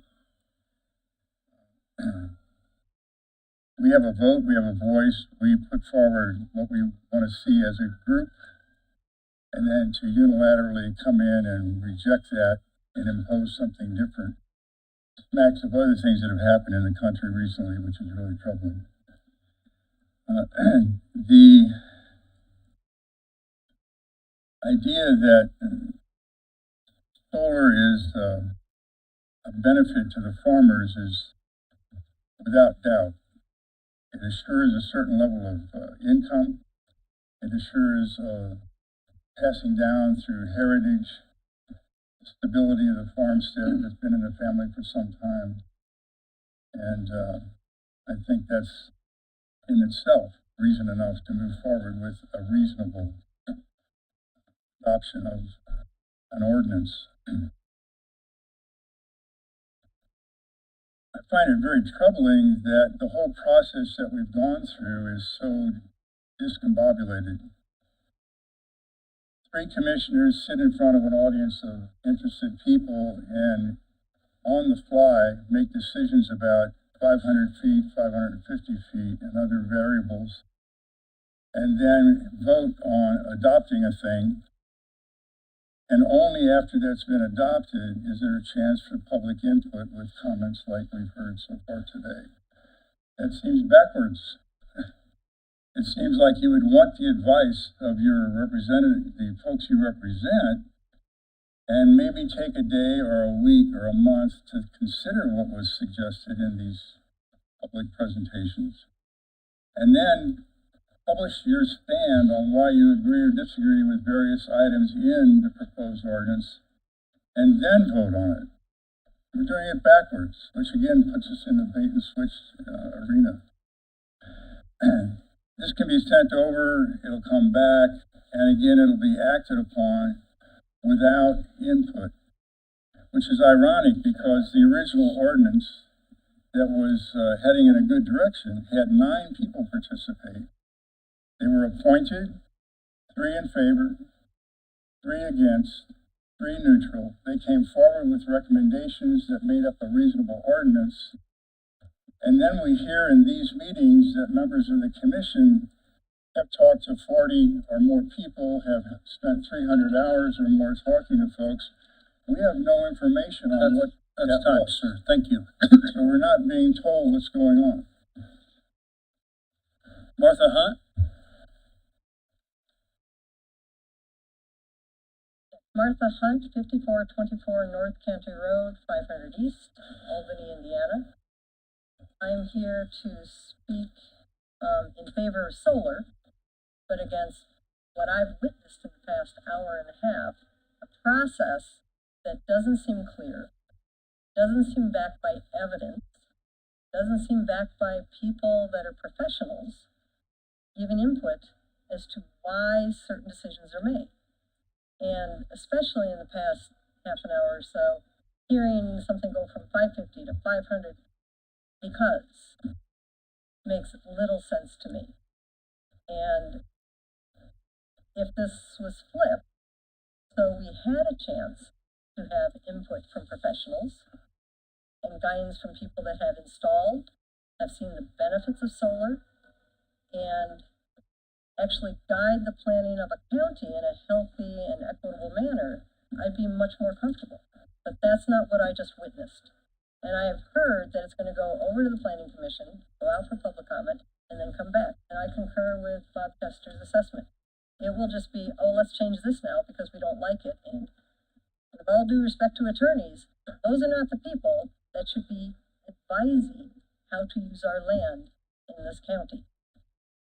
We should be listening to the citizens and giving the due respect to property owners and assessing this based on the contributions clean energy will make to the long-term health of everybody here. So I would encourage everyone here to vote no on this, to step back and do a better assessment of what's going on and hear everybody. Maybe it's a return to what is deemed the Martin Moody proposal. Maybe it's something better, but without due process and clarity in moving forward, nobody can really be a part of that. So my disappointment today is watching this just kind of fly by without respect to the input from everybody here. Having comments at the end doesn't make sense to me if you actually are interested in what people have to say. Thank you. Thank you. Mara Hall?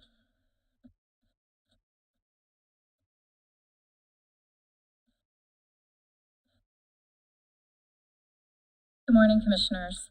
Mara Hoff with the law firm of DeFerveran. I'm here to discuss the solar ordinance, as many others are as well. I am representing National Grid Renewables. Many times you only hear the opposition. So first I want to applaud the number of people who have come out in support of solar. That's not an easy stance to take because there's a lot of backlash you get when you do. But I hope that you will consider their comments and consider that there is a large group that is in support of these projects here locally. Since January, National Grid has consistently corresponded with the commissioners, sending 4 different letters that offer insights and suggested red lines to the ordinance redraft, as well as offering to make connections to subject matter experts to answer any questions that the commissioners may have had.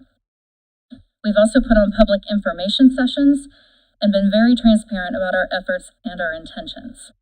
Since many of that was done directly with the commissioners, we wanted to make sure the public was aware that there are alternative red lines out there, and it is public record if you would like a copy. We do want to be clear. While we may have stated that the original ordinance allowed our project to be buildable with those setbacks, buildable does not mean probable or economically viable.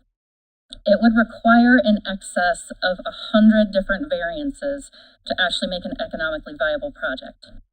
Of the 1,640 acres we currently have under lease, the way the ordinance was written prior to any immediate amendments this evening, we are down to 149.6 buildable acres to put under panel.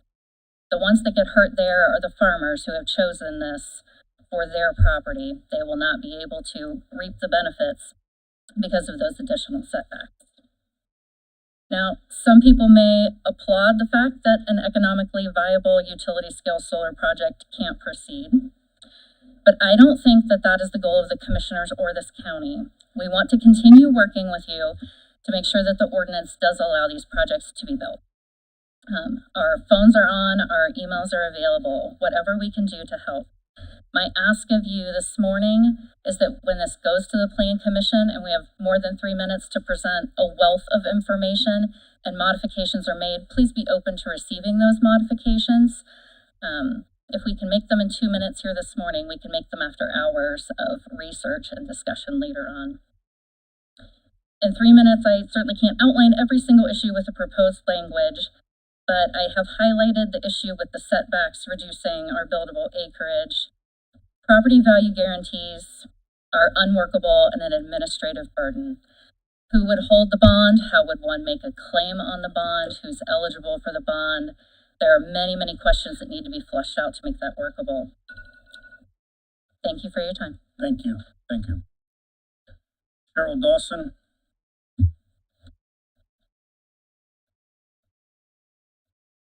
Good morning, I'm Cheryl Dawson. My address is 4214 West State Road 28. My farm would be at the west end of this Royerton project. I want to say thank you, first of all, to County former county commissioner, Mr. King, for placing the moratorium last fall or requesting it. And I appreciate in this revised ordinance that there's a lot more detail concerning drainage in it than the previously approved ordinance. I also appreciate that there's additional information regarding battery storage and safety, additional fire safety information there. I am grateful for the setbacks, and I hope and pray that they will not be changed, as they will impact my future plans for my property. And I guess one thing I'd like to propose for consideration for the Planning Commission, now that it's going to them, is that they specify that property within the setback paragraphs is the same as parcel. Just to clarify there. And I'm sorry this has been so controversial. I wish the farmers who had signed the leases in the very beginning, because some of them signed 3 or 4 years ago, I wish they would have reached out to more neighbors and discussed their feelings about it. I'm not really anti-solar, and I wish we could do more community-based solar. I guess that's all I have to say, so thank you for listening to all of us. Thank you. Jules Carter.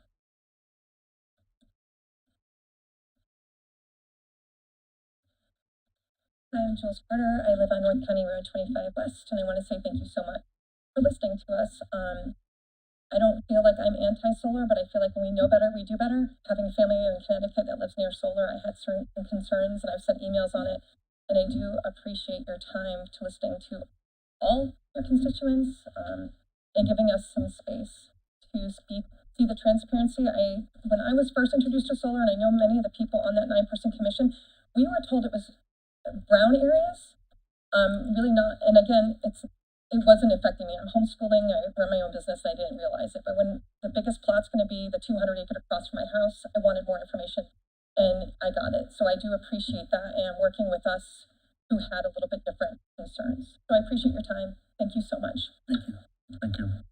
Tim Carter.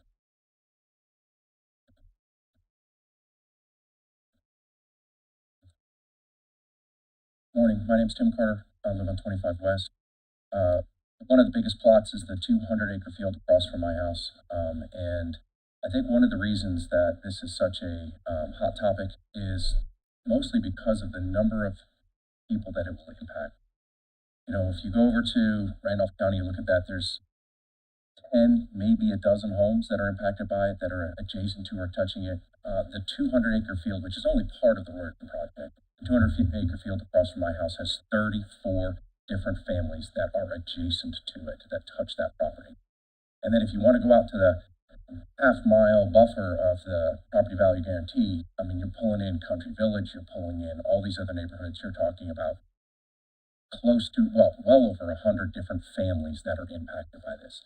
And I think that's the reason why this has become such a hot topic, is you're not just impacting a few people who are probably invested in that property and invested in that project. You're talking about all of these other families that are adjacent to and that feel like they're having this thrust upon them, myself included. So thank you for listening to everybody.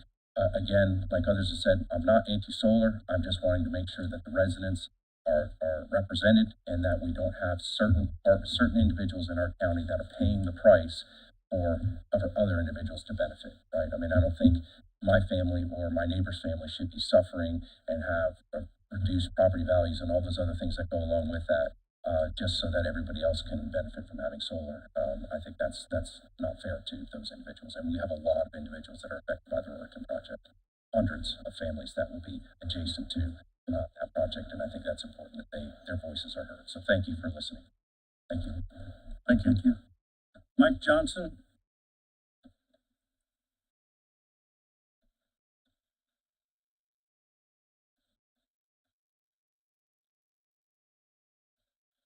Hello, my name is Mike Johnson. I live on 200 West, and I want to thank the commissioners for all the work and hard work they put into this and writing it. And And I know it's taken a lot of time, a lot of research, and I know of us that's been working with you, or we're us, a team that's been working together to try to really get a strong ordinance in place. And I think we've become family and really good neighbors. I want to thank everybody for that. Some things I hear that concern me is there's a lack of energy. There's a lack of energy in Delaware County. No, that's not right. There's not a lack of energy here. We do have a strong, robust energy supply. It's kind of like I hear these comments like when these solar panels get built, they're going to run a cable from the solar panels to your house and you're going to be fine.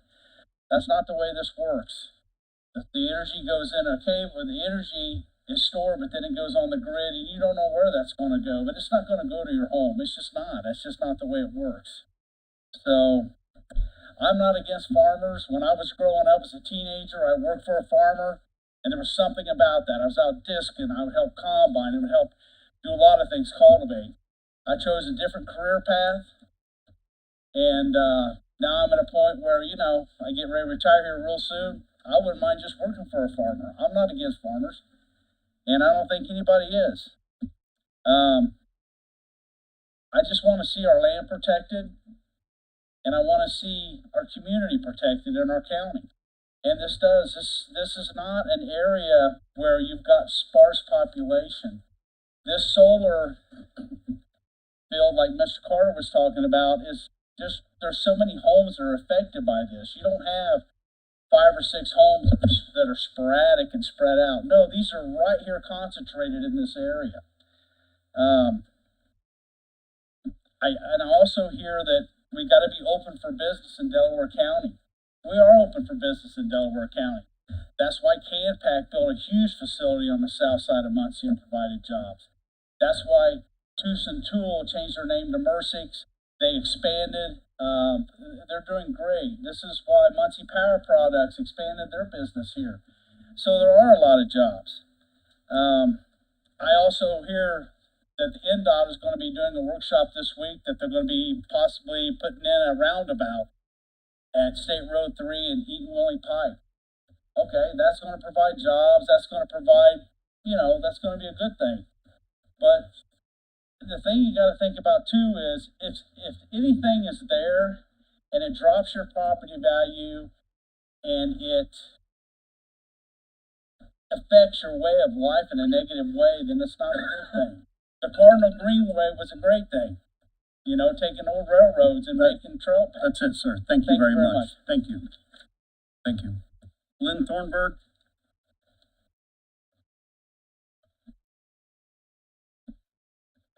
I said a lot before. Lynn Thornburg, 1410 East Washington Street in the East Central neighborhood area. But I want to commend Sonny and her daughter for even participating, and I'm sad because they're kind of in what would be the orphan area of our neighborhood, where we drive past it and, all of our work initially has been concentrated more west of Ohio. Where this house is, where they live, not only has 2 more vacant properties next to it, so they might be ripe for whatever's happening. Yeah, I'm pretty sure those rumors. But out back of her is an abandoned auto place that's probably a toxic waste dump, and across from that's the old bar boarded up. But now we've adopted the orphan area. I've moved down in there. We've already had to deal with a horrible homeless camp that was right there on the trail. Another question.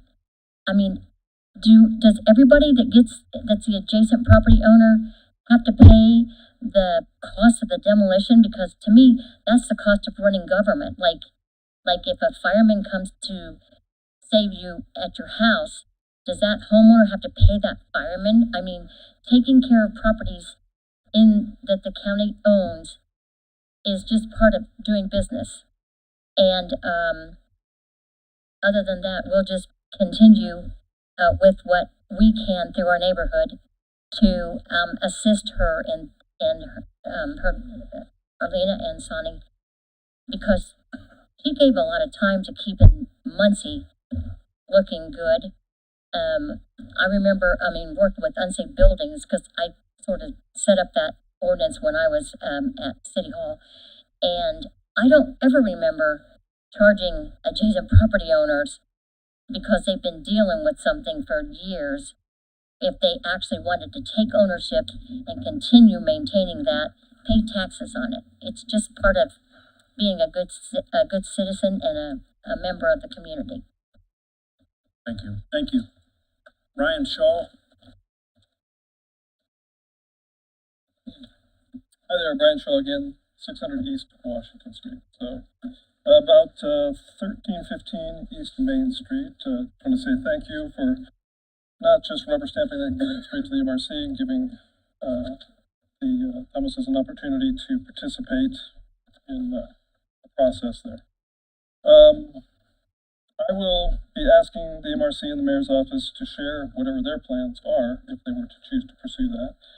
But I would also like to ask you, if you find out any information, to please share it with me through that email address that I provided so I can share it with the members of our neighborhood association so that they can have some buy-in to this. So I would ask some other things of you. So for properties like this, where are the standard practices, the documentation, what should be followed to try to acquire adjacent properties? Surely something exists, and it's not just a decision of the commission to always have to debate it, right? There should be a process to follow. If there's not, I'd ask you to try to establish one. What are the standard practices for transferring properties to other government entities, right? Pretty easy. Regarding the spending of $17,000 to demo this property, right? What's been the standard practice to recoup these costs in the past? Again, it's an education thing. We can educate the public about these practices. I see the $17,000 as an investment in the properties and the property values of East Central. An eyesore is gone, and a problem property is gone. That $17,000 will get distributed in the boosted property values throughout the neighborhood, including the one right next door. So the future property taxes that are paid there will help to pay that $17,000. So it's $17,000 is kind of a moot comment in my opinion. So where do we go from here? So this is going to be more of me, Brian Shaw, talking, and not really the neighborhood association president. So I don't know what those plans are for MRC. I don't like to speculate, but either if it's this tiny homes thing, either it's a for-profit or it's a not-for-profit. If it's for-profit, okay, you might recoup some costs there. If it's not-for-profit, you're not going to recoup anything. And if it's not for-profit, why? Why would they be doing this? Right? Is it for the unhomed and whatnot? Okay, if it is, that's fine. We have some of that happening in the city of Muncie. But to happen right next door to residential property and potentially have the problems that go along with that, because we have just a disproportionate number of services for people in our neighborhood, and problems come with that. I've had problems on my front porch with people being in fights, arguments when they're leaving one social service area, coming to another. If this is another one that's going to cause problems, it's going to cause property values to go down.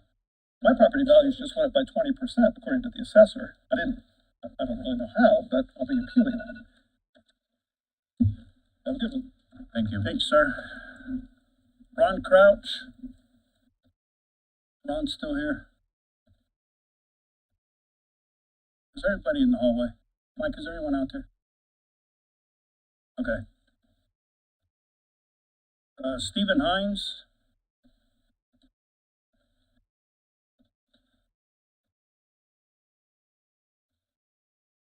Good morning, almost afternoon. My name is Stephen Hines. I live at 2706 South Tacoma Avenue, Muncie. I just want to commend you guys for all the work you've put in this new ordinance. I especially want to call out Mr. Brand. I know he's put in a lot of legwork on this, and I appreciate that a lot. A couple things. The proponents for solar, they come up here and they say that they have information saying it's not going to devalue property values, but they don't want it in there. That's kind of like it doesn't really make sense, because even if it was in there and our property values didn't go down, there's no harm in having it in there. And then the other thing, I don't know if their lawyer's still here. I wish she was, but I think they sent her here to mislead you and to say that putting in common sense setbacks like you can't put solar panels on an existing easement, that's just disrespectful to you guys to come in here and lie and try to tell you that that's not going to work for them. It's a matter of will on their part, and that's all I got to say. Thank you. Thank you. Tom Collins? Thanks. Tom Collins, 622 East Washington Street. I'm an architect, and I led a group of 100 plus students on the design and construction of a net zero energy duplex home in Indianapolis. Maybe you've heard about it, but that project was an affordable housing project, and it makes as much energy with rooftop solar as it uses on an annual basis. And I just wanted to mention that in light of some of the discussions we had today about restrictions with setbacks on residential solar. So that project is an infill project in a very poor part of Indianapolis. There was no objection from any of the neighborhood organizations about that rooftop solar. And in fact, it hasn't had a negative impact on property values. It's had a positive impact. After that project was finished, there's been at least a dozen other development projects that have started on that same street. And in fact, within months of finishing the house, we saw people, adjacent neighbors, starting to fix up their houses in relationship to that. But I think one thing I do want to mention is that along the lines of what others have said about the benefits of solar, that, you know, particularly in this case, this was an affordable housing project for very low income folks, saves them about $3,000 a year in utility costs. Utilities are one of the highest cost burdens for low-income folks. Also, in light of some of the issues we've had recently with weather and natural disasters, solar actually helps to make homes more resilient. And the reason I'm concerned about that inclusion in the solar ordinance we're talking about here is because I'm really passionate about redevelopment in the urban core. I live downtown. I'm doing work, residential development work here in downtown area. And I don't know of a single parcel within a 1 mile radius of where we're standing where we could now put solar on a residential rooftop with a 25 or a 50-foot setback. Our setbacks in the R4 and 5 zoning are 5 feet. And I'll say that, you know, setbacks really are a really crude way of thinking about the way that view sheds are impacted by solar, because depending on how solar is put on the roof and what the pitch is of the roof, etc., you may actually never even see the solar array on the roof. The other, I guess the last thing I'll say is that there was a comment about the restriction on anything more than 8 square feet of solar. Well, a standard residential solar panel is 3 by 5, 15 square feet, which basically means that no residential owner can put solar on their roof in most of the parcels that we want to redevelop in Muncie. So I urge you to rethink that inclusion in the solar ordinance. Thank you. Thank you. Thank you. That's the end of public comment. I do want to, Colleen, you may need to take the podium for this.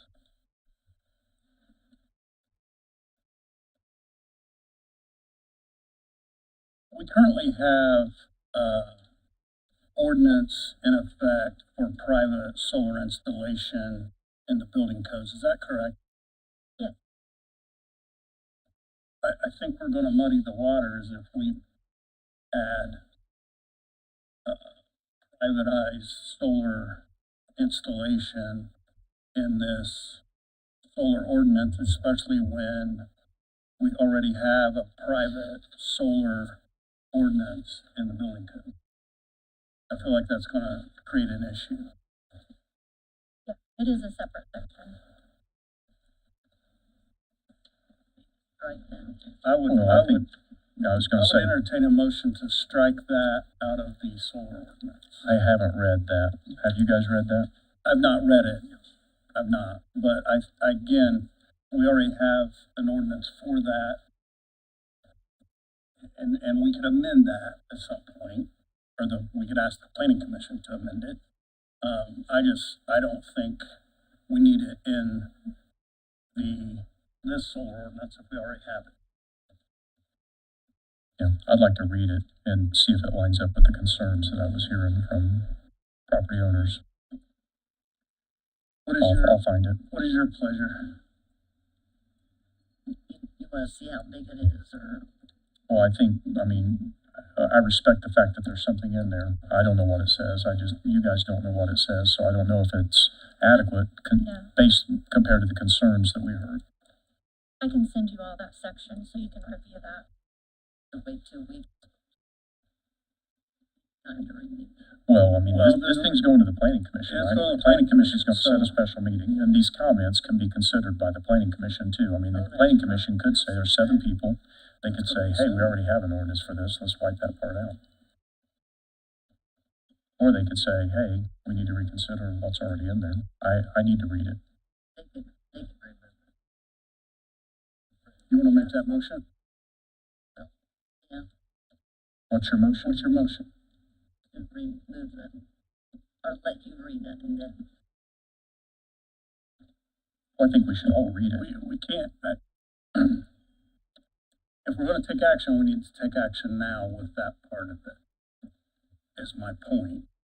If you want to let the ordinance go as is, let it go as is and see if the planning commission removes it at that point, we can do that.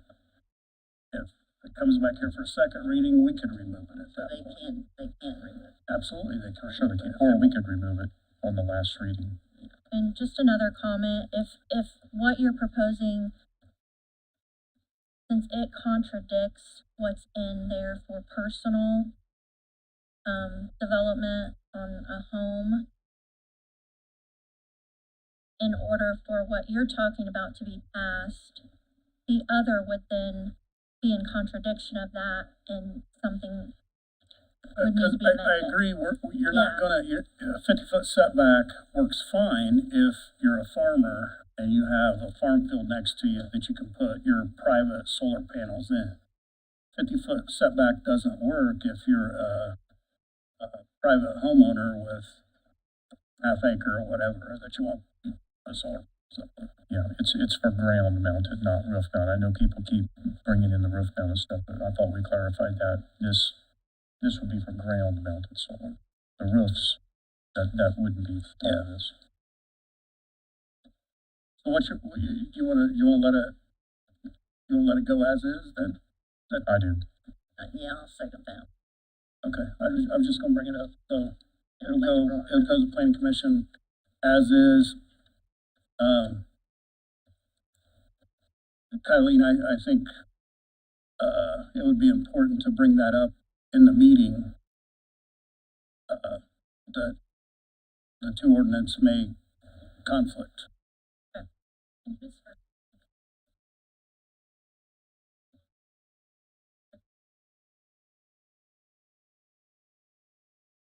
There is a change that eventually needs to happen. Ordinance. It is separate, yes. Process. Yes. Just for. Yes. Yes, correct. Okay. Okay, thank you, Kylie. Okay, I'll still send that to you guys, Yeah, please send it over, thank you. Okay, Sherry, do you have any final comments? You need to vote on it? I don't think we need to vote on it, there's no action needs. No, I'm good. Yeah. Okay. Mr. Brandt? Yeah, thank you. We had an executive session planned for today. I think it was supposed to be at 11 a.m. We moved that till Wednesday this week at 1 o'clock. We did that prior to the meeting, anticipating that this was going to run long, so I just wanted to clarify that. I'm also glad to see Senate Bill number 425 was dissented by the Senate, and that leaves zoning control in the hands of the locals. And just want to be clear that that's for existing power generation. So coal plants, it's to site natural gas powered or small modular reactors where existing power plants already go. And I'm glad that Representative Soliday from Valparaiso got defeated on that. I want to mention that the property value guarantee is a floor, and it doesn't allow for homeowners to potentially experience some appreciation in the property in the future. If you get the 2 estimates, appraisals, and that establishes a floor. The only way they can get anything more than that is if they sell it for more than that later. I'll also echo what Mr. Hines said, and I've said this to all four of the solar companies. You keep putting these real estate experts forward with MLS data that says the property values don't decrease, maybe they even go up, then why are you fearful of a property value guarantee? And I have yet to receive a meaningful response from any of the solar companies, other than, I believe, one person said maybe it was unenforceable. I believe it is enforceable. It's my personal opinion. Carpenters Union, I appreciate Mr. Hines coming and speaking. I actually visited them last week and saw their operation over at the corner of Centennial and the bypass. They did have a solar panel in there, and they're training local kids on how to install solar panels for the carpenters.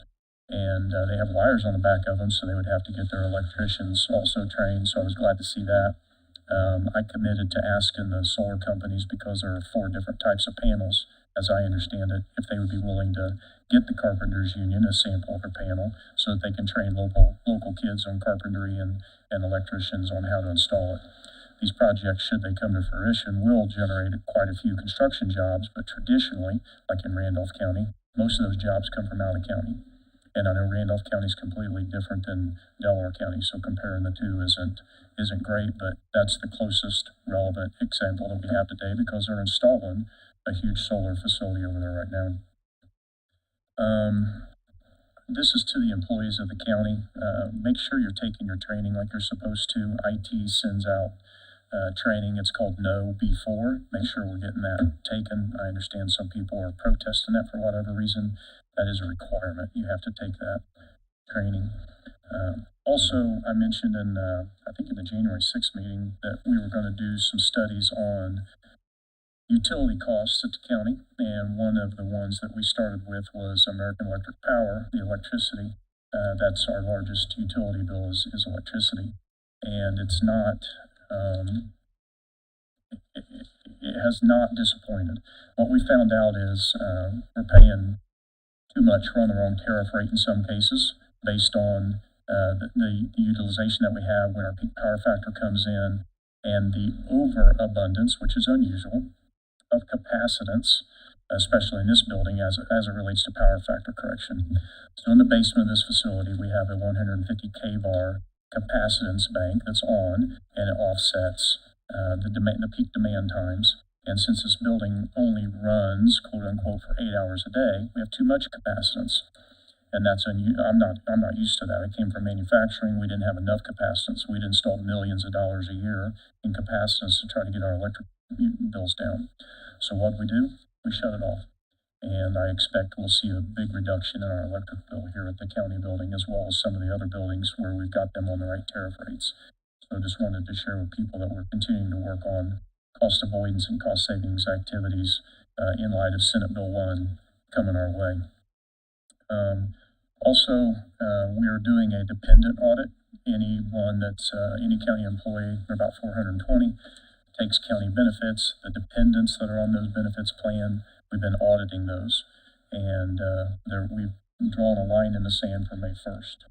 I believe that's the deadline. We will be sending some registered letters to those who have failed to respond.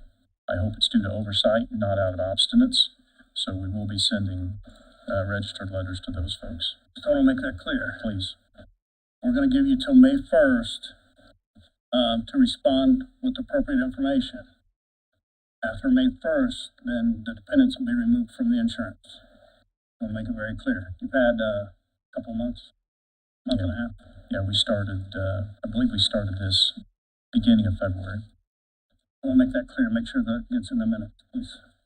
Okay. Also, discovered doing this dependent audit and working with the health insurance companies, there is an act called the Milley-Morgan Act, and it was updated in 2023.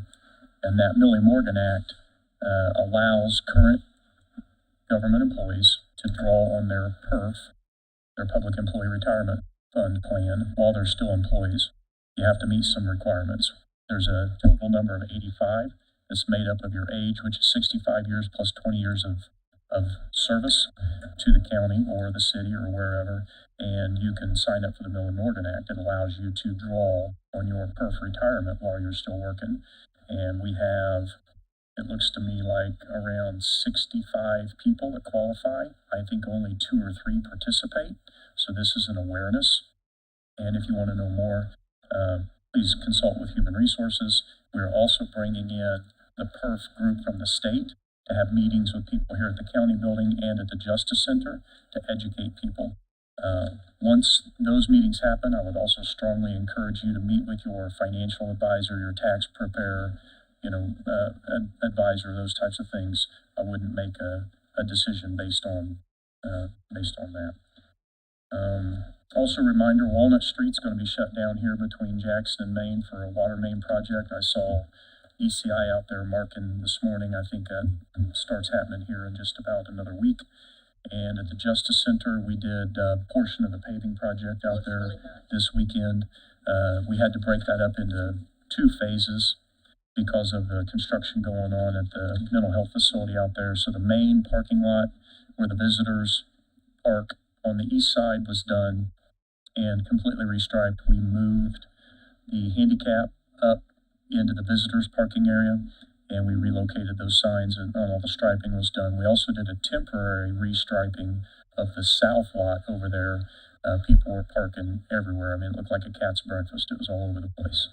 So people are hopefully can park in where they're supposed to and not park in the yard and not park on the sidewalk and those things.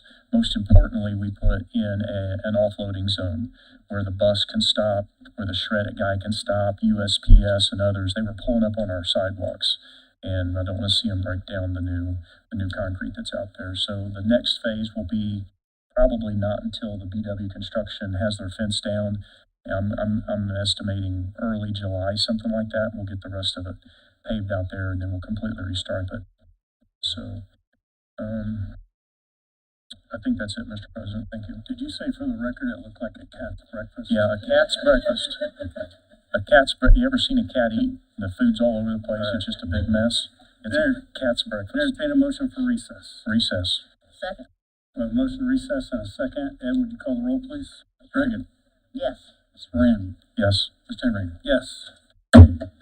Recess.